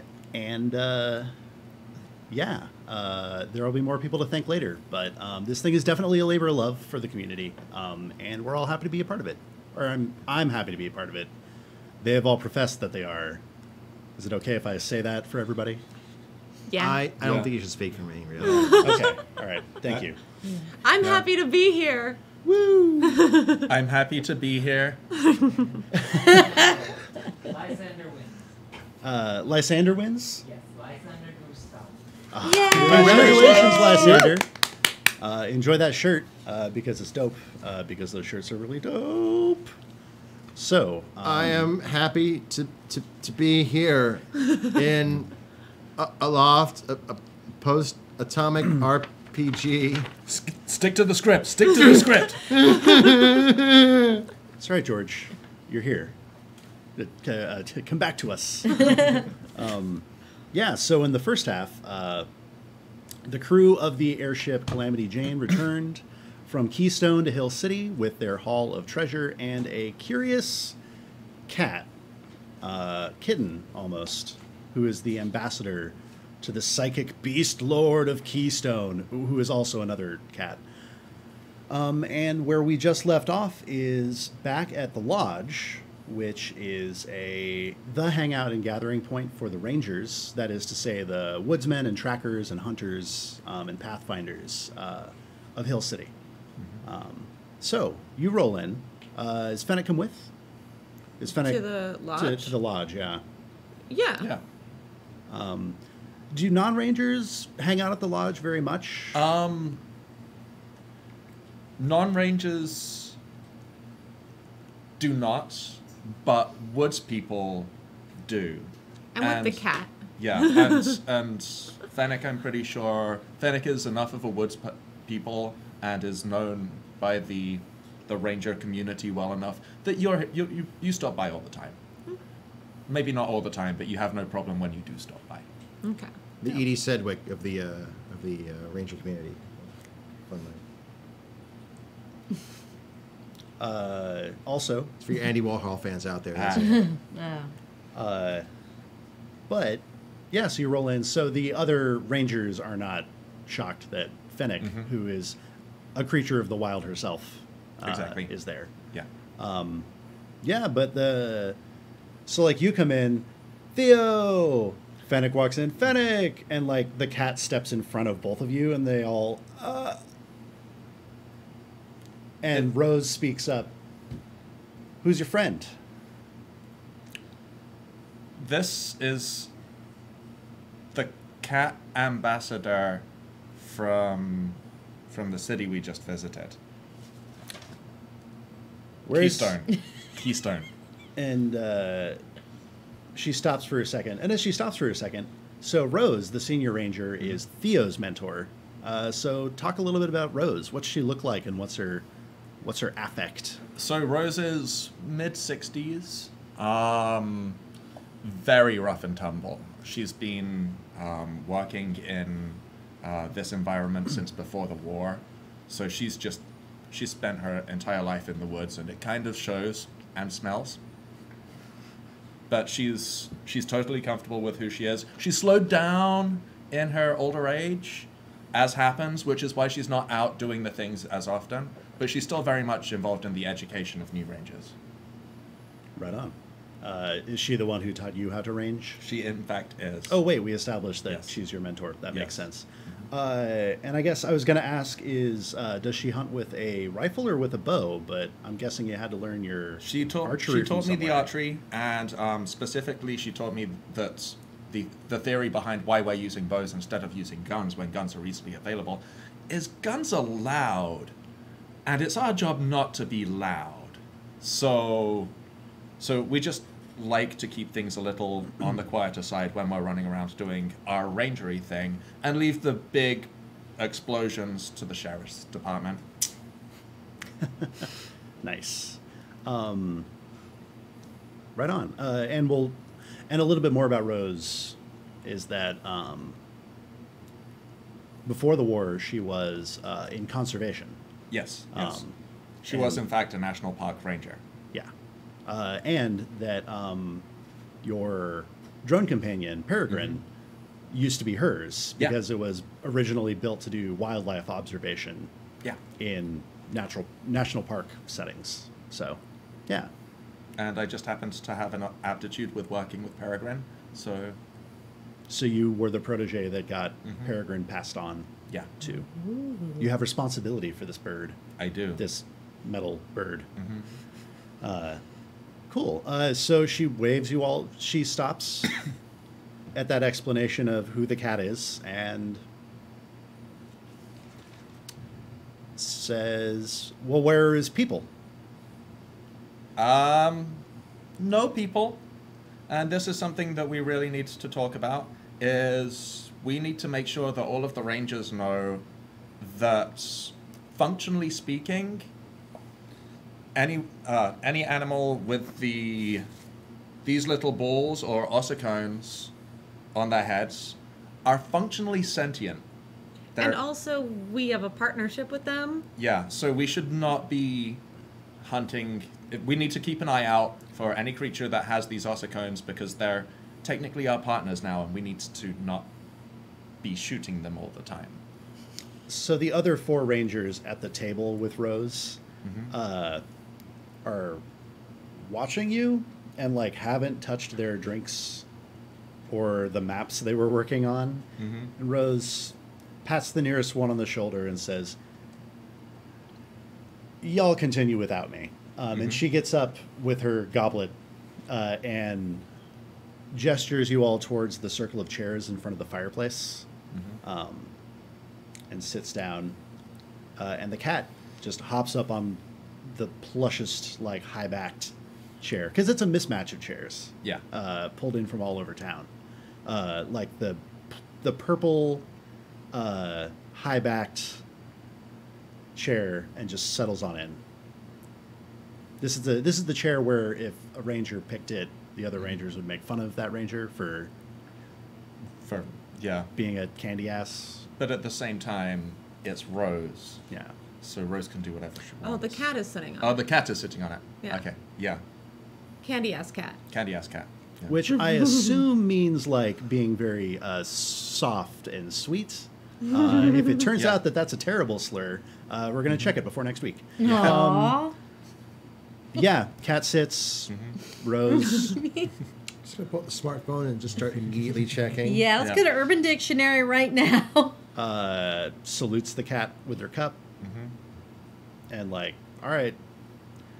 So you said we're partners now?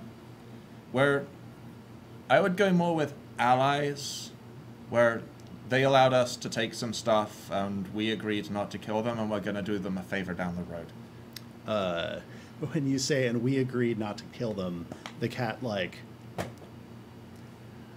gives you a head tilt Like, Hey, it's really? what we, yeah, that's what we agreed. That was definitely part of the agreement. Mm-hmm.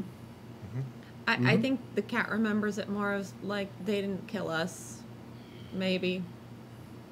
Well, we decided not to kill each other. Going back to the footage, Mm-hmm. we killed 4 of theirs without losing a single hit point. That's because we had a cheetah. We were cheating. We did. Aww. We were dangerously cheesy. Although eventually a hit point was lost Yeah. by that drone. Yeah. Who? Who caused me to lose a whole hit point Yeah. from my starting max. But yeah, I just wanted to, we're having a big meeting tonight, and I just wanted to check in with you and make sure that you were ready for the meeting tonight and let you know about the ossicones and to keep eyes out for creatures with these things. You ever seen a picture of a giraffe, Theo? Probably. Because they got. You're describing. Huh. It's the thing on the Yeah. little cat. Yeah, yeah, these things right here. I go to touch them Uh huh. and back off. You didn't get so much as a warning bristle from the cat. Okay. No, it tensed up. You totally felt that like Yeah. cat danger Yeah. sense as you pulled in. Yeah. Well, all right. And she's just watching the cat as she's reclining in her big comfy chair. I guess we'll see what we're gonna do at the meeting tonight. Yeah. She doesn't appear to be like. She's always just a little, when she's not ranging, a little sauced all the time. She's got a lot of chill. Mm-hmm. So, And probably, I mean, we've been through some weird things, and we don't really talk about a lot of the things, but it takes a lot to phase Rose these days. yeah. When you've been through the war and then suddenly the glow appears, Right. Yeah. That's Rose. yeah, That's our Rose. bless her. I have a quick update in Candy Ass. Yes. Candy Ass is not really a slur, it just means wimp. Here's an example of the use of it in a sentence. You're a candy ass jabroni, as said by Dwayne The Rock Johnson. Ah. Yeah, well, if No- it is past his sainted lips, it probably checks out. No, wait. Flashbacks to the 90s. Never mind. Yeah. Abort. Yeah. Abort. Yeah. Yeah. Oh man. Everyone Anyway. makes mistakes. Right? I just wanted to call his lips sainted. That's what I wanted to do. Yeah. Yeah. So He did have a heel of a time back then. Oh. No shame. Something, I don't know if we're going to about face this conversation. Back to more hey. tour yeah, guiding. okay, Yeah. So I'm sorry, I now have no choice but to smell what The Rock is cooking. hooray! Bump set Spike. I enjoyed him greatly in Moana. Just in case he's watching. Yeah. But so do you bring the cat with you for more tour? Yes. Yeah. Okay. So you get to the shop where you want the cat to meet your dad. Yeah. Let's talk about your dad's space. So my dad lives in kind of like a caretaking space, like connected to a zoo, an old zoo that's there. Yes. Yeah. I don't remember us talking about the zoo. You don't remember us talking about I don't remember the us zoo? talking. I remember that he has the animals. Yeah. Oh right. Yeah. No. Yes. All right. It's all coming right back to me. Yes. Yes. Full speed ahead. Keep going. Excellent. So my father used to be in charge of the zoo in town. And then when the war, the bombs hit, like a lot of the animals died during that time. But he tried to nurse them back to health. And some of them did survive for a time, but that only lasted so long. Like your cheetah friend. Yeah, like my cheetah friend. And so I grew up with the cheetah and some different animals like a fox and that sort of thing. Maybe a couple of snakes. Who knows? As well as whatever else is convenient to wild shape and layer. What? Yeah. So he lives kind of like in a kind of just like an offset building that's connected to that area. And it has like a couple of rooms in there. He has his space, and then he also has like some space where he's working on he actually also he has a separate workshop area too connected to that area, which we can go into later. If you like. Later. Yeah. But there's like my room is in there too, and we have like a little guest area as well. And so when I get there, he's coming out of his workshop. Okay. Dad, look, I made a new friend. Medic! This cat is walking around like he owns the place. So, like, your dad is, like, on his way to, like, bear hug you. Yeah. And he stops up short and is like, you can see it warring in his head, like, am I supposed to ask permission? Am I supposed to... family. And he gives you a big bear hug. Yeah. Yeah. And who's this? This is a cat from Keystone.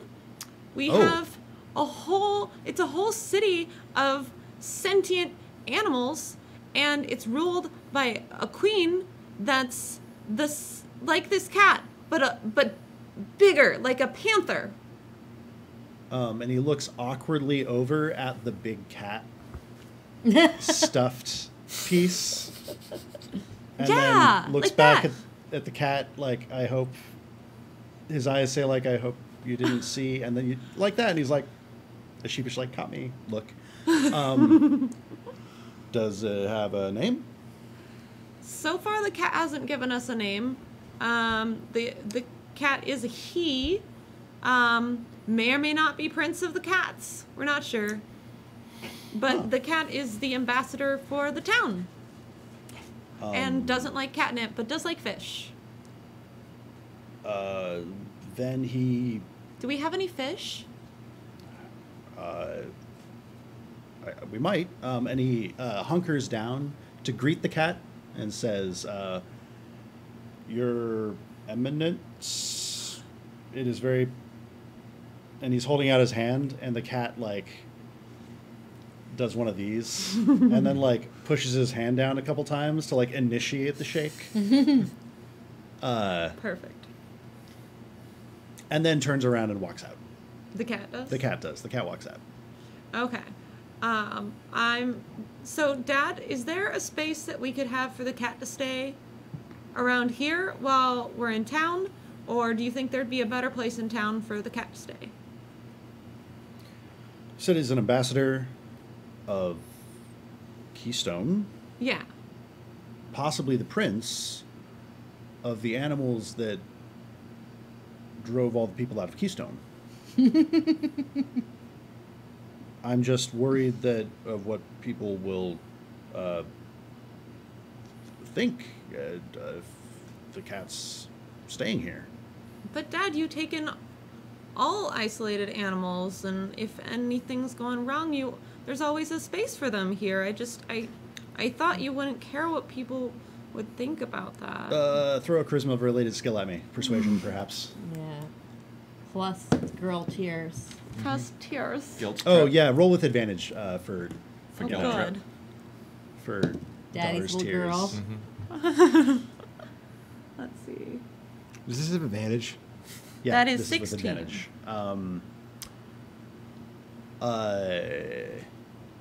As you start to rationalize with him, like, you start listing off those reasons that you mentioned, and, like, each one of them immediately, like, cuts, to where he's like, My eyes are just so big. he stops you to keep you from going on.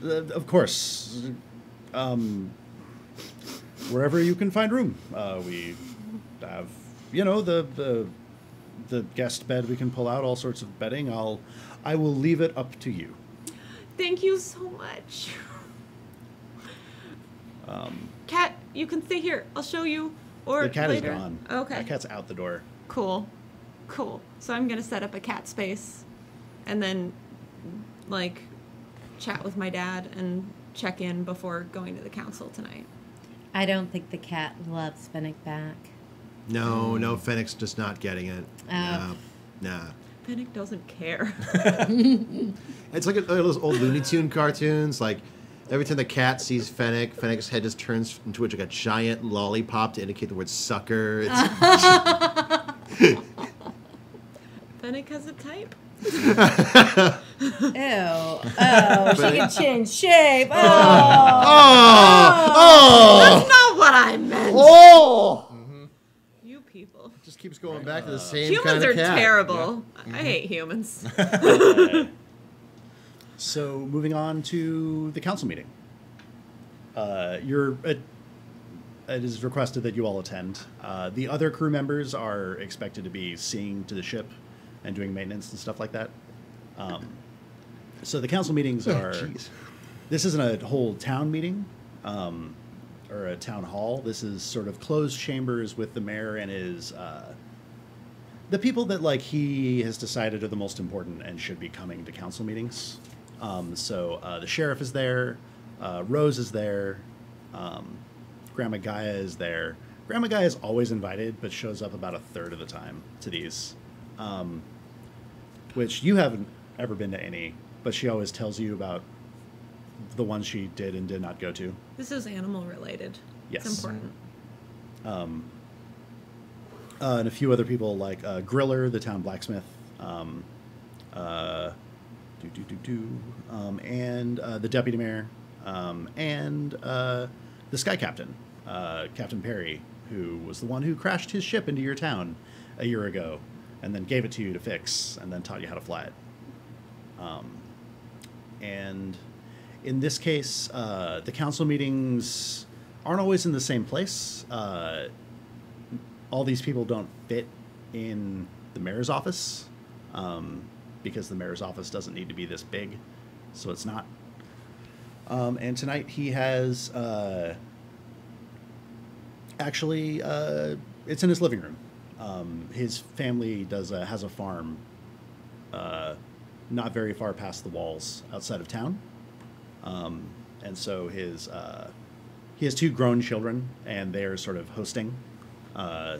There's a light dinner and tea and stuff like that, and enough chairs brought in to easily accommodate everybody. I'm imagining some like a present day, sort of like a bourgeois country look. Like there's a conversation pit, maybe. Like what tea lights that were probably very fashionable in 2018. Yeah.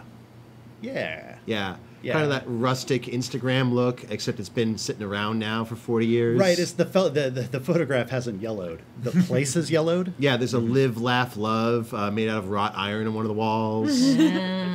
All the candles are in glass jars. Oh yeah, all of them. Yeah. Totally. Some old LED lights, white lights just stuffed into individual mason jars on the back patio. Or liquor bottles. Oh, liquor bottles. There we go. There's a bunch of that stuff, but it's super old. Oh, yeah. Because the war was 25 years ago, and this small family property had to turn into a farm in the meantime. We can still make beeswax candles. Yes, you can, and do. Mm-hmm. So they've gone over your account of what happened in Keystone. And the cat's there too. They also gave the cat a chair. Or rather, there was an extra chair, and someone gestured to it before checking with everyone else, and then the cat was sitting down like it was a person. So, it was sitting on a chair, like people sit on chairs, but it was sitting like a cat on the chair. Yeah, it'd be Not weird like its for arms and legs. Like Yeah. Yeah, Should be no. clear about that. Yeah, okay. It is sitting cat style on Cat a has people become chair. biped. I'm imagining a booster seat. No, but they might consider that for future sessions if the ambassador is in attendance.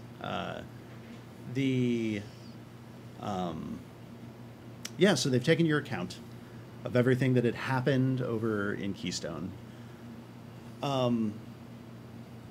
And the sheriff speaks up and says, well, the townspeople are very concerned with having a little monster here.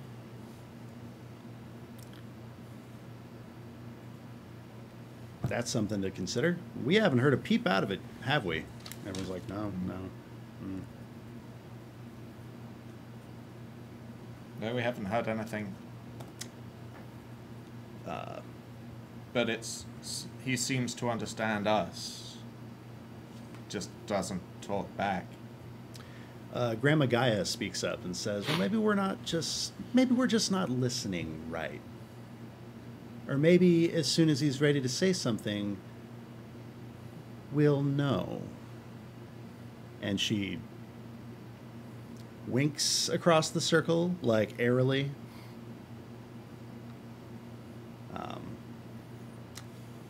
The mayor is sitting back. He usually lets other people drive and only steps in when he needs to. So the deputy mayor, still, red-faced from exertion because he's been hauling shit for the rest of the afternoon. I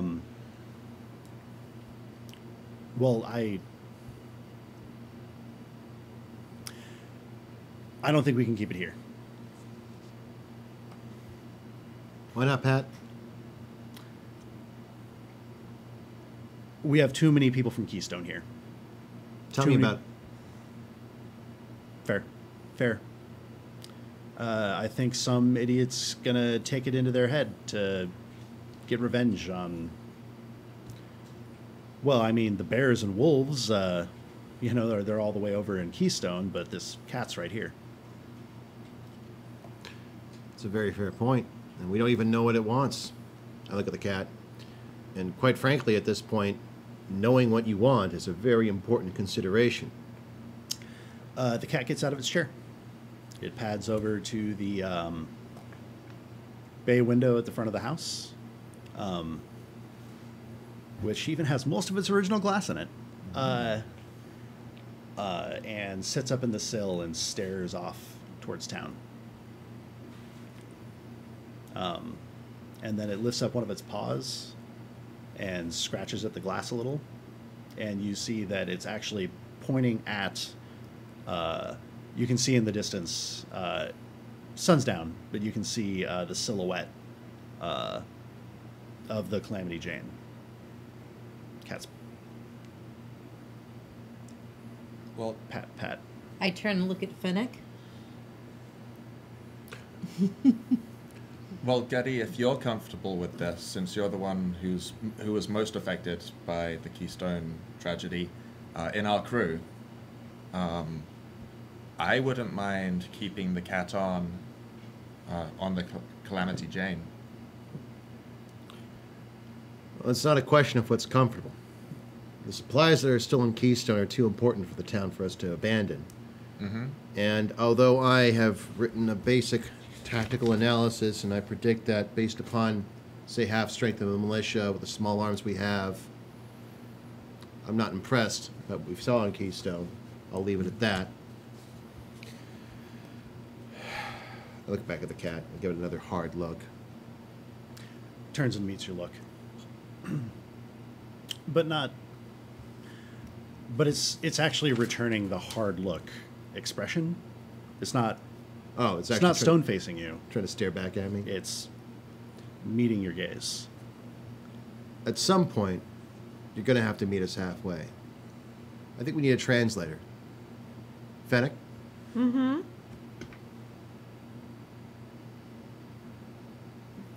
Yeah, what? You can talk to cats, yes? I can talk to animals, and a cat is an animal. You talk to the deer. What am I being asked? By the way, when you say you can talk to cats, The sheriff and the deputy mayor both look up like, what? And Grandma Gaia just like, it's okay. Later. I'm willing to speak for the cat if that's what you're asking.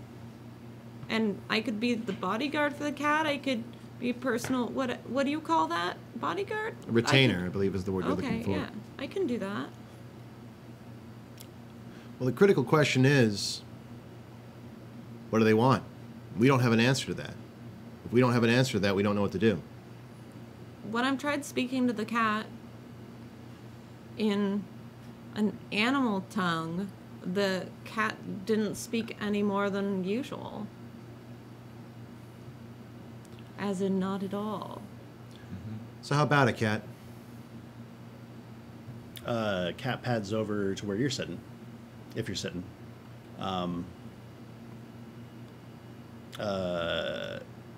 Gets very close to you, so you have to look down at a steep angle to lock eyes with it, and it nods. So I lost my whole pack to the likes of you. But I'm willing to put that aside. But we need some sort of assurance. We know what you want. And I think that's fair, isn't it? Nods. Fennec, if you wouldn't mind perhaps translating then for the cat?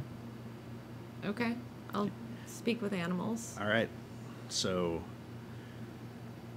yeah, you get your spell going. Mm-hmm. We all watch you glow. You can't see me glow. I can see you glow. I got sense glow. It's funny because it's true.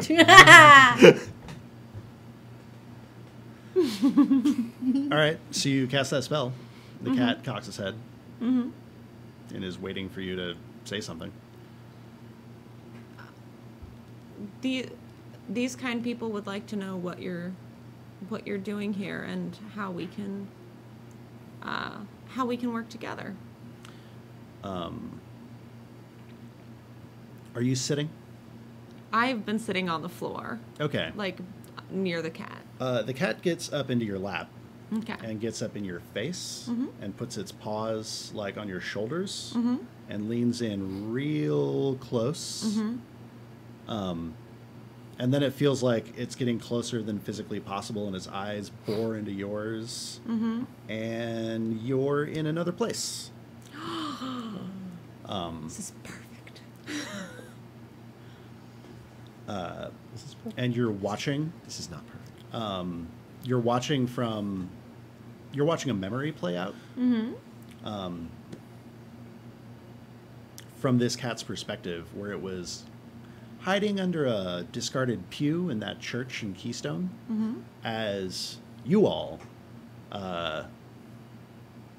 were talking to its leader, the big one on the altar. And then after that conversation concludes and you all leave, you feel you're like living this memory from the cat's perspective. Yeah. The leader says you're interpreting it as language that you can hear. Okay. But you hear in that cat's head it says, "Come, my child," and that cat goes up and looks up at the big cat, and it says, in its head, it says, "You will go. You will learn firsthand what they are like. You will know if I can trust them. To look for the answers to the questions that I have had longer than you've been alive. Okay. Find out if they are brave, find out if they are resourceful, or find out if we will need to find someone stronger and braver and more resourceful than them. Okay. I trust you. Of all my children, you're the one least afraid of heights." And then there's a vertiginous sensation as the eyes come back out of your eyes, and there's a cat on your chest. And you're back in the living room. What did this look like from the outside? It looked like... Head boop. yeah, it looked like head boop, and then the cat pulled away a little bit, and then you see Fennec's eyes roll back forward from where they were rolled back in her head. But this is pretty much instant. Pretty quick, yeah. Okay. Was Fennec like babbling out a description as she went? No, But in cat, it was quiet.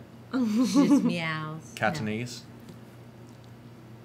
So I am probably going to need a minute to come back to this reality. So while you're sitting there, the sheriff, seriously?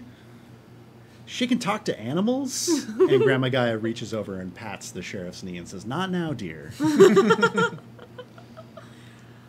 Well, I never. Fennec, are you okay?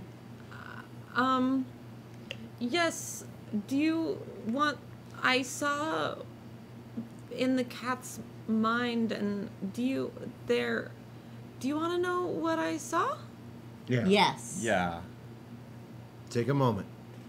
I get up and I'll check your pulse. Okay. She's fine. Nothing wrong with her. Pulse is a little fast, I think. Yeah. So I'm going to say with my eyes closed, like as if I'm trying to replay it. The cat was in the area that we saw. The leader, they call the giant big cat the leader, and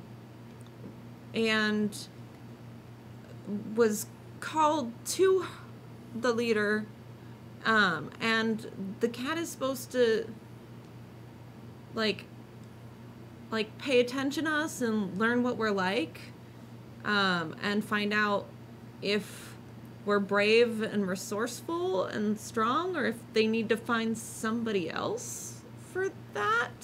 To do what? It wasn't specific. I'm assuming there's a larger context that the leaders discussed at a previous time. The cat didn't reveal that to me. Where's Theo sitting? Is Theo Theo's- sitting or is hovering in the Theo's- back? What's Theo's thing? Theo's hovering in the back. Probably fairly close to the bay windows. Especially if there's one that's open. Rose brought her Stylin goblet from the lodge to this Styling go. Yeah. to this meeting.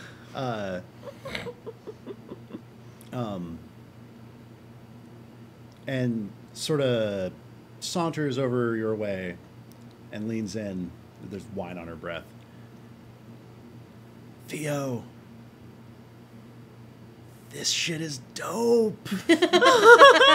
I know. I mean, we've got to know animals before, but we haven't got to know animals before. Touches her nose, points at you,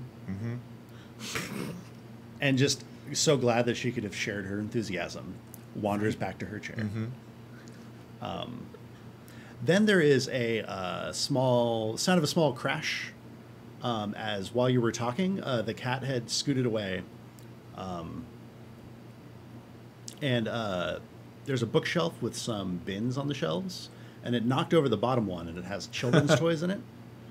And the cat, most principally like a toy train set, and the cat with its paws is pushing the train together, like locomotive in the front, cars, and looks up at everybody and then points at the train. Should we reestablish the train route to Keystone? Boops its own nose, points at you. Hey, Rose.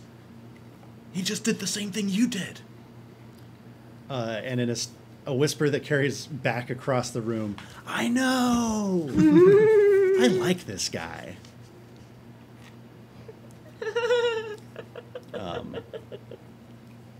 Yeah.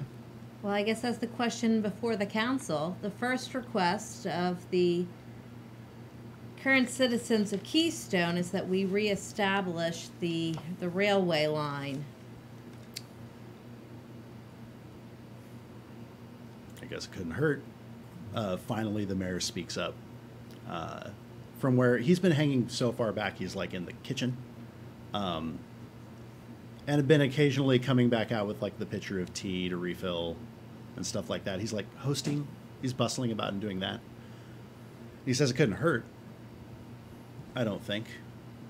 I mean, it'd be a risk for the people that we send on the train, but I don't think like the animals, like the bears know how to.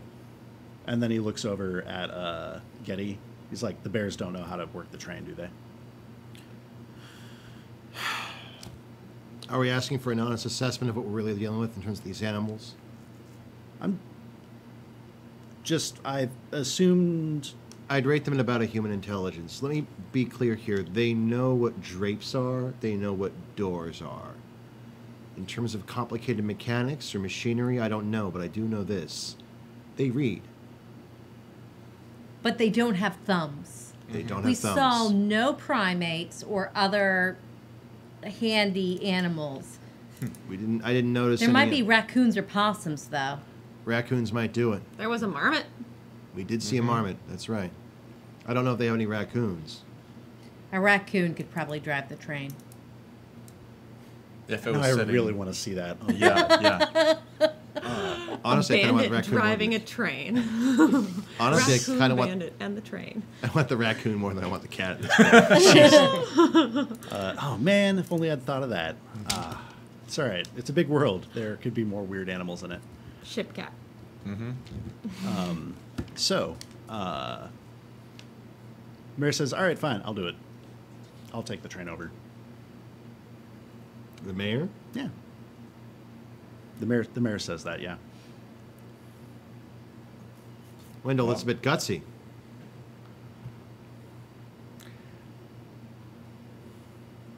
My boy, I'm a figurehead, so I might as well. I don't even know how to verb that, but I'll figure. I'll Some- figurehead. Yeah. You'll lean forward out at like a prow from a ship? I think you're thinking more the masthead. Yes. Oh, sorry. I've So- never seen a real ship. I feel like if we're going to reestablish the train, we need to reestablish the tracks first. So maybe, Rose, we can go get the Rangers together and see if we can scout out the tracks and make sure that everything's still functioning in that. Oh, Theo, I'll take care of that. Don't you worry. We're here to talk about your next mission. And they're all like, there's a collective, oh yeah. We were going to bring that up, and then this cat came up. Theo's going on a mission by himself? No, you're all going on a mission. Oh. Oh. Another one? With the cat? Grandma Gaia speaks up and says, I think he's chosen his new family. And the deputy mayor speaks up, and he's like, yeah, that sounds smart. Take him with. See how he likes Rapid City. Rapid City. Rapid City. Rapid City? Rapid City. Rapid City. Boop. Lore dump. You all know of Rapid City as a larger than Hill City, a small actual city. Not terribly far north. A few days travel on foot. Way less than that in the airship. Rapid City fell during the collapse and doesn't have a stable community who lives there. Just glow-born monsters, feral robots, and the scavengers who come in from other places to pick those bones dry. And we're going to be some of those scavengers? Oh, yeah. You've probably been one of Yeah. those scavengers before, too. Hill City's been periodically sending teams out to Rapid City just to find salvage, because you need parts to fix stuff and build things and all sorts of things that nature's bounty does not quite provide. So, yeah. Sheriff speaks up and says, that's right. We're going to see how well y'all do as a salvage team especially with that big old cargo hold, instead of having to haul everything back on horses or your own backs. I was not looking forward to doing that again. But yeah, with the cargo bay, we should be able to grab a bunch of stuff. I remember seeing some last time that I really wanted to pick up. Yeah, and then they get down to regular... Actually, you guys haven't really been to city or mayor's council meetings before, so actually Getty probably has, when they've called you in to talk about a medical need of the community. And probably this one. Not quite high. Yeah, Yolanda's not quite a high enough ranking town guard. Okay. Sheriff mostly keeps her own counsel on these things, or her own counsel on mayor's council matters. She reps herself. Yes.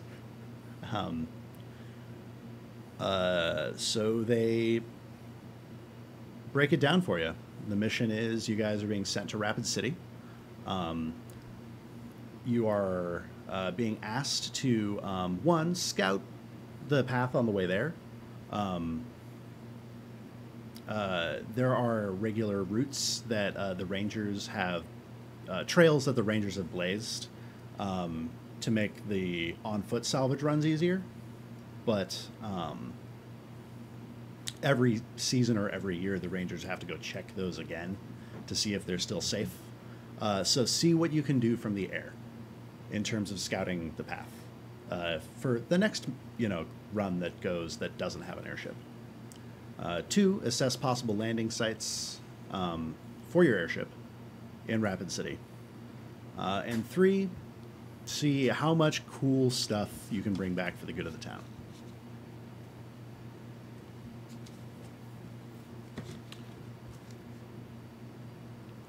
Cool stuff is a technical term. Yes, as a technical term. Yes. Okay. No, as much. Yes, as much good stuff. Prioritizing like working electronics are best. Building materials are good. Medicine that is still good is also worth more than its weight in gold. What does gold even do these days? So, Very important, actually, to my work. That's how I'm rebuilding electronics from scratch in my spare time. yeah. So, I don't sleep much. Also jewelry. Shiny things. yeah. They say, leave either tomorrow or day after if you got business that you need to take care of in town. But we want to get the Calamity Jane back in the air. There are 4 more RVs remaining in Keystone. I suppose we'll have to wait for later to retrieve them. Mayor speaks up and says, well, once we get the train route cleared, they fed on the back of the flat car. So yes, they should. Okay. One last thing. The leader has some sort of psychic attack and tries to make people submit. Did it work?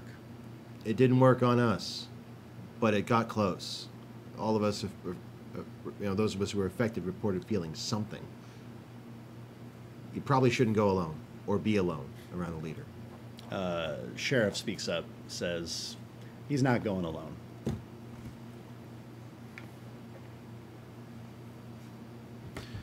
Maybe a more the merrier kind of situation. I'd recommend a delegation.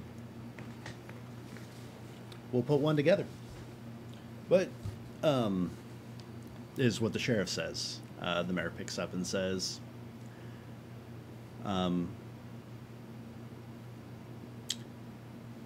you all made a good first impression, it seems. We'll try to follow up on that. Definitely made a first impression. You'll be seeing, then, the leader before I do. Told that I'd bring in a book. Roll me a d6. Oh, George. Do you have a table? Yes, I do. 3. You're bringing a copy of Marcus Aurelius' Meditations.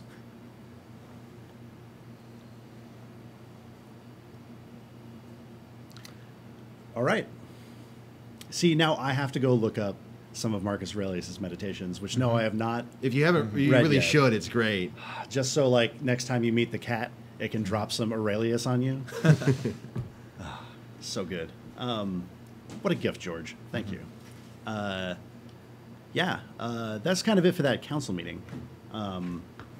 But each of your mentors pulls you aside afterwards for a bit of a one-on-one. I don't think you've told the people at home who George's mentor is. Oh, It was Deputy Mayor Flanagan. that's right. Deputy Mayor Flanagan. Just think Colm Meaney physically, like older post Star Trek crime movies era Colm Meaney, a little heavier set, gray, curling, once red hair. Just the affable but overall overworked deputy mayor of the town. Since Wendell is mainly a figurehead, and everyone really knows it, but is fine with it, he tends to do all the heavy lifting. Literally, it sounds like. Literally. The main project he and I first got to work on was getting together the city sanitation working again, so there's plumbing now. Kind of makes you, when people can crap inside, people like you, if you're responsible for that. Yeah. They were crapping outside, now they crap inside, and they've got working toilets. Do we have black water and gray water going on? Oh, are you kidding? Yeah, we have. I've been working on composting toilets, but the main issue is a lack of material. It will do a lot for sanitation, and better sanitation will lead to improved health conditions. It really goes hand in hand. Yeah. You get pulled aside by the deputy mayor as the council meeting more or less adjourns and it goes to cake. Sweetened with honey. It's kind of hard to get sugar out here these days.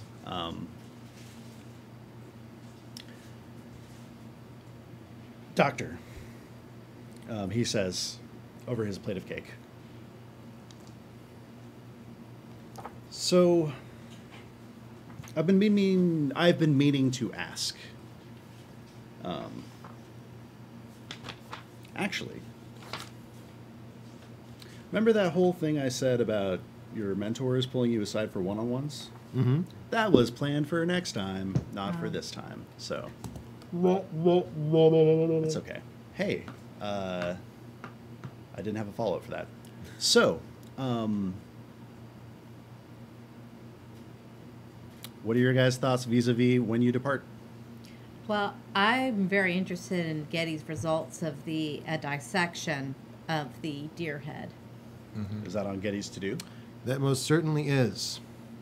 Once we rolled back into town, I popped out the RV, and after first spending about, at the end of my day, an hour going over Biscuit with his independent study, I've given him a bunch of copies of The Lancet to read, and I've had him determine, all right, which articles wound up going nowhere in terms of actual advances in medicine, and which ones didn't. He's already been through a few medical textbooks. He's long since dog-eared a copy of Gray's Anatomy. He's got nothing else to do other than go over this stuff. And the ones he's done, I said, all right, scrub up. And I've never let him scrub up before. Then you hear him say out loud, like, this is it. I've been waiting. And then he looks up and then, like, puts on his, like, no, I'm a cool big kid face and says, of course, doctor. Biscuit, cut the crap. I know you're excited. And he is, and he goes and scrubs up. Okay. Fennec will also want to be present for this dissection. I've probably reestablished a basic telephone system at this point. It's You not can just hard. tell me before we leave the. I'll give you a council. time. I'll give you a time. It's like 10 at this point. Okay. Is the cat with you? The cat goes where the cat wants to. Is the cat with her? Oh, that's a good question. That's a real good question. What's Theo doing? I'm gonna ask the cat if the cat wants to come and hang out with me and Rose while we start setting up for the expedition to go clear the trail. Yeah, Cat is down for that party. Okay. And I'm going to let the cat know it has a space at my dad's spot Cool. if it wants to take a cat nap. It's not even a pun. That's just That's just fact. Yeah. Yeah. Yeah. So, Roll me some medicine. And I come along too, just because I really want to know. Can we figure out how to defend ourselves against these psychic attacks? Are tinfoil hats the way to go? Do you want to know my medicine too? Actually, if you're coming in, I'll actually have you scrub up and join me. Yeah. Yeah. Okay. Yay. In that case, we'll do a cooperative roll. So you both roll, and then we'll take the higher of your 2 bonuses and the higher of your 2 rolls. All right, my total's a 17. I got a 17 plus 5. Whoa. Okay, you're on point. You know the physiology of a deer set better than I do any day of the week. I mean, sorry, let me back that up. The higher of your 2 die rolls and the higher of your 2 bonuses. I have a 17, and my bonus is, well, it's 3 wisdom and 2 proficiency, so Okay. 5. So, and then you'd rolled a... 14, but I have a 3 bonus skill. Okay, so her roll all the way. Cool. Carried it. Nice. Okay. Yeah, so you guys break into this thing. What kind of questions are you trying to answer here? Because you open it up and you're like, that is the head of an animal. That is So- what they look like on the inside. Yeah, we definitely want to determine that what parts are congruous with this same kind of animal, and then we want to find out what parts are different than that kind of animal. So the ossicones for sure are different. We found out something about their brain structure. Is there anything different with their nerves or any connective tissue? We're probably going to get a lot more out of that than we could with brain science. Getty is not a neurologist. He doesn't have any special practice. I mean, he was basically taught by doctors in an apprentice system after the war, so Yeah. he knows a fair bit of neurology, but like he's no brain scientist. But your young apprentice, who has most recently been bombing through medical texts, Reading the and- Lancet. and yeah, journals and stuff, like as you're dissecting the brain, is like, oh, and this is the part that controls this, and this is the part that controls that, and so these little what look on the outside like ossicones are on the inside these like bundles of gray matter and nervous tissue and a generous cushion of tough fat go down through the nerve. The extra nerve tissue goes down through the skull and is like wired into, like it's patched in to mostly like the communication and cognition centers of the brain.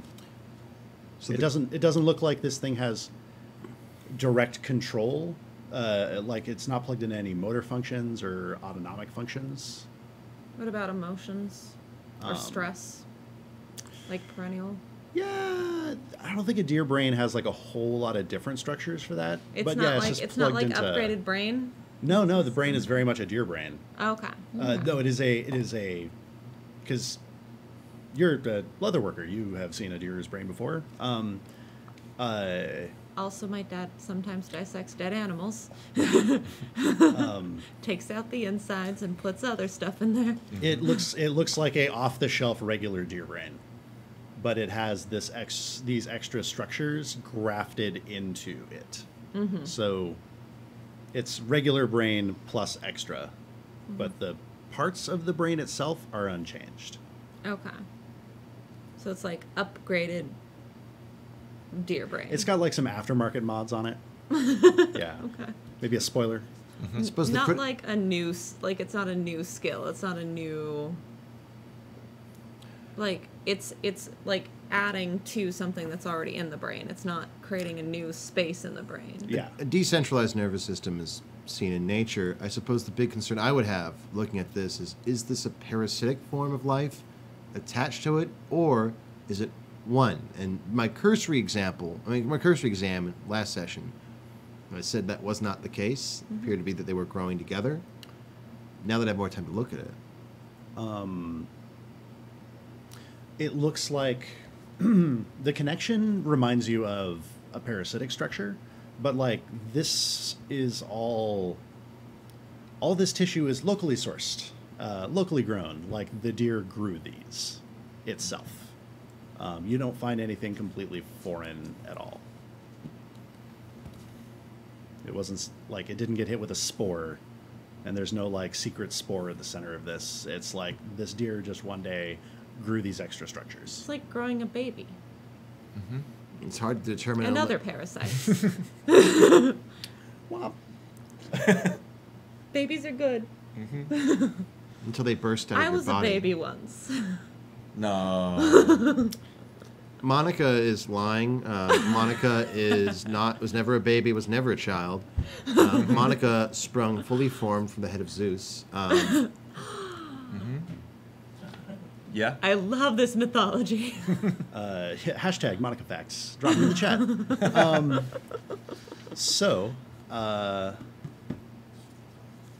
Yeah, that's what you found out. Does that answer these questions that you went into this dissection with? After thinking about it for a while, I go ahead and I stop, say, do me a favor and just, because I'm assuming we have a flap open where we're actually looking at one of the ossicones. Yeah. Okay, and I say, Biscuit, I want you to hold that there. And then I take off some of my gloves, clean off.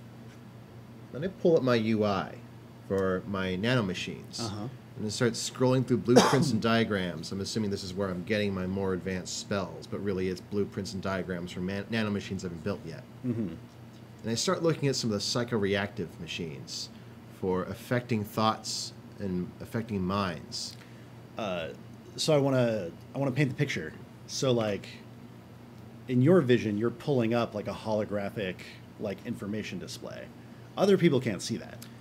I then cast prestidigitation to turn on a viewpoint mode. Okay. So now I'm actually... Oh, so you can display now. We'll say prestidigitation is that. Yeah. So, and I start examining a few... that's when I pull up the diagram for charm. Okay. Oh. And I imagine in my head it's probably sort of like a structure, probably like almost like a cylindrical shape. I imagine almost like a hypnosis type thing, almost drill-like. But I start, but then I explode it, and I look at the internal workings, and I start comparing it with the ossicone. Do I notice any similarities? Man. Oh, that's... Ooh. Give me Arcana. Nat 1. Really? Okay, Inspiration? this is where I will use my inspiration. All right. No, that's not how you roll dice. Even though it was a 14, I probably should have just kept that. Oh, it's a 14 again. Great, it's 15. 15? 15. Huh. They're not... Yes, actually. They're similar. Your suspicion is confirmed. I'll be damned. All right, Biscuit, take a look at that. And it's... well, what you're seeing is not that it was the product of the same technology that your powers work on. A naturally occurring similar structure. Yeah. Well, yeah, how about that? Huh. What did And- you find out? This is a very basic mental manipulation engine. And that is an ossicone. One of these brain ossicones. And notice how similar they look. I don't think it was as a product of engineering unless there was a hell of a genetic engineer involved. But they're very similar, and I think they serve similar neural functions. What does the thing that it's compared to do? Mind control, mind affecting things. It's a very similar engine used for mental boosting. How do you defend against it? Have you been there for the... Yeah, well, I'm not scrubbed in. I'm like standing in the back. You're in the observation area. Yeah, I mean, seriously. You don't have a bay. Come on. Actually, I'm just standing 5 feet back. we're probably behind a plastic curtain. I have a diagram. Do you want to see where you'd be standing? Yeah. You'd probably be here, If and you're we're probably watching on here. There's Periscope. probably a plastic curtain there. Okay. You're realistically like 25, 30 feet away, actually. Okay. So how do we defend? I'll say it louder then. How do we defend against it? Well, I've got a few tricks. Nothing I can deploy now, but I'll have to work on them. Other than that, just force of will. It's worked for us before. Is it something that mentally controls the animal, or the animal mentally controls others with I think they're part and parcel. They're both together. But Getty, Wendell Banks, how much will do you think he has? More than you think. Kept this town long enough.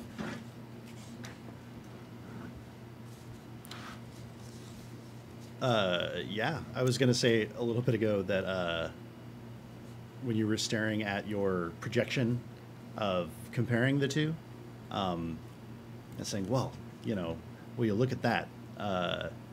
Biscuit was just sort of mimicking, like following along, like, yeah. That is something. Fennec has been making notes this whole time and has drawn a diagram of the animal and like each part that is like unique to this animal, and like has written notes about everything that's been going on. Noted. You got them notes. Right. Literally noted. Meanwhile, back at the lodge. Oh, I just sat there going over maps, working out the most sensible way of splitting the ranger parties to start scouting out the railroad. So Rose, maps out, like, Rose's big table, like, always has maps on it. The carefully preserved, actually remarkably well preserved after 25 years, like official old survey maps and stuff like that don't have that many, like, rings on them from people setting drinks there. I think there are actually two maps. There's one map that's untouched and has some rings. There's another one that's heavily annotated. Oh, like, yeah. Pins have been stuck in it, so we know where, like, population centers for local wildlife are. Is it the big board? It's the big board. It's yeah. the big board. But it's the table. Yeah. Oh, no. The table itself has been redone. The table, the surface of the table. Ah, yes. The map's in it. Yeah. There's like a it's been a long project, but the top of this table's been seared. What's the word? Like, yeah, like etched. when you do it with fire on Yeah. wood, what's Yeah. it? Branded. You know what I'm talking about? Yeah, I think It's fire know what etching. you're talking seared fits the bill for that. Yeah, It's fire Yeah. etching. Yeah. Well, fire etching is specific. If you want words on it or design. Well, for a map, I would imagine. Oh, it It's is is. got- it's a fire etched map? It's the major features of the region are fire etched in or Oh, okay. scorched in. Scorched. Good one. Scorched. Yeah. That's what you were looking for. Yes, scorched in, and then with various inks and paints and stuff, it's been filled in. So Rose's big table in the back is the map of Hill City and surrounding area, and there's a big glass top to it, so you don't mess up the map. But people will like Yeah. move other stuff out of the way and get. Well, it's been a long time. If there's a crayon or something handy, we'll make notes on the glass. Yeah. And then in the morning, when things are dead and people are out ranging, someone might transfer those notes down onto the map itself. So Yeah. you're there. They push stuff back. This is important business. So they're actually looking at the map. Yeah. And they've got the other copies they've made that they can annotate and things like that. Yeah. Yeah. And so Rose is saying, like, I don't know, I could take you three, and points at three other of the half dozen other rangers here. It's like, oh, we could just go walk it tomorrow. That sounds like a great idea to me. I trust these guys with you. Thanks, Theo. Do you know what I meant? Yeah. Clap on the back. Clap on the back. Punch on the arm. Yeah. There's no puzzle there. They're No. like, yeah, we're just Yeah. gonna go do it. Yeah. Meanwhile, back at the scene of gore and dissection. Were there any other questions you wanted to metaphorically ask of this dissected deer? Take as much imaging as I possibly can. And once I've gotten bored of taking snapshots with the house camera inside of here, I asked Biscuit to try writing up his own write-up based upon what he's learned here. Yes. and I want him to kind of give me a synopsis of findings. He probably knows about bardic blueprints, and at least with the spells I'm effectively using. Yeah. And it probably took him. He probably was playing along at first, but caught on to what I was doing. Yeah. So I want to see what he turns in. All right. I will do something similar myself. My character, I figure, has always held on to old copies of the Lancet and has always written for fun medical documents, findings, and studies. No one will ever see them or publish them unless I run to a bunch of other doctors. But they're there. But they're there. They're Yeah. there. Right on. Well, we are coming to the end of our time together, friends. Oh. At least for the night. So, No violence. yeah, no, it's and neither a dungeon nor a dragon. No. Yeah. What's even going on? Right? We I feel might as well shortchanged. have been playing Monster Hearts. Which, now that you mention it, man, it's been too long. What are you guys doing after this? I'm going to sleep. I just spent 4 days in the San Juans hiking. I'm done. Right on. Hi, Amy. So let's thank some sponsors. Yay! Yeah. Look up the lights on. There's a lot of really bright lights, so we need you. Here in our second half, we had one big Samaritan, Mike Kozar. Thank you, Mike. Mike says, this one's for you, Jared. It says Seattle Orc Underground Library. Yay! Yay! Thank you, Mike Kozar. We really appreciate Thanks, it. Mike. Thank you. Thank you, everybody who chipped in throughout the day. Remember, it's not too late to send us money. It's never too late to send us money. Can people who are watching this later send us money? Please send Yeah. us money. But you won't get thanked at the intermission or the end of the episode. You'll So- get it at the next episode. Oh yeah. Yeah. Oh yeah. We'll get to you. Yeah. Well, thank you no next escape. time. So if East Coast people, we understand you couldn't stay up till 1 a.m. with us, but if you're watching this later on, we still love you. Oh. Also, Patreon's a good way to support. Yes. Oh, yes, Patreon us. GeekSpaceTV has a Patreon page that you definitely should check out. They're worth supporting. We do great stuff here, not just games, but advocating for inclusivity and diversity in the gaming space, which is important.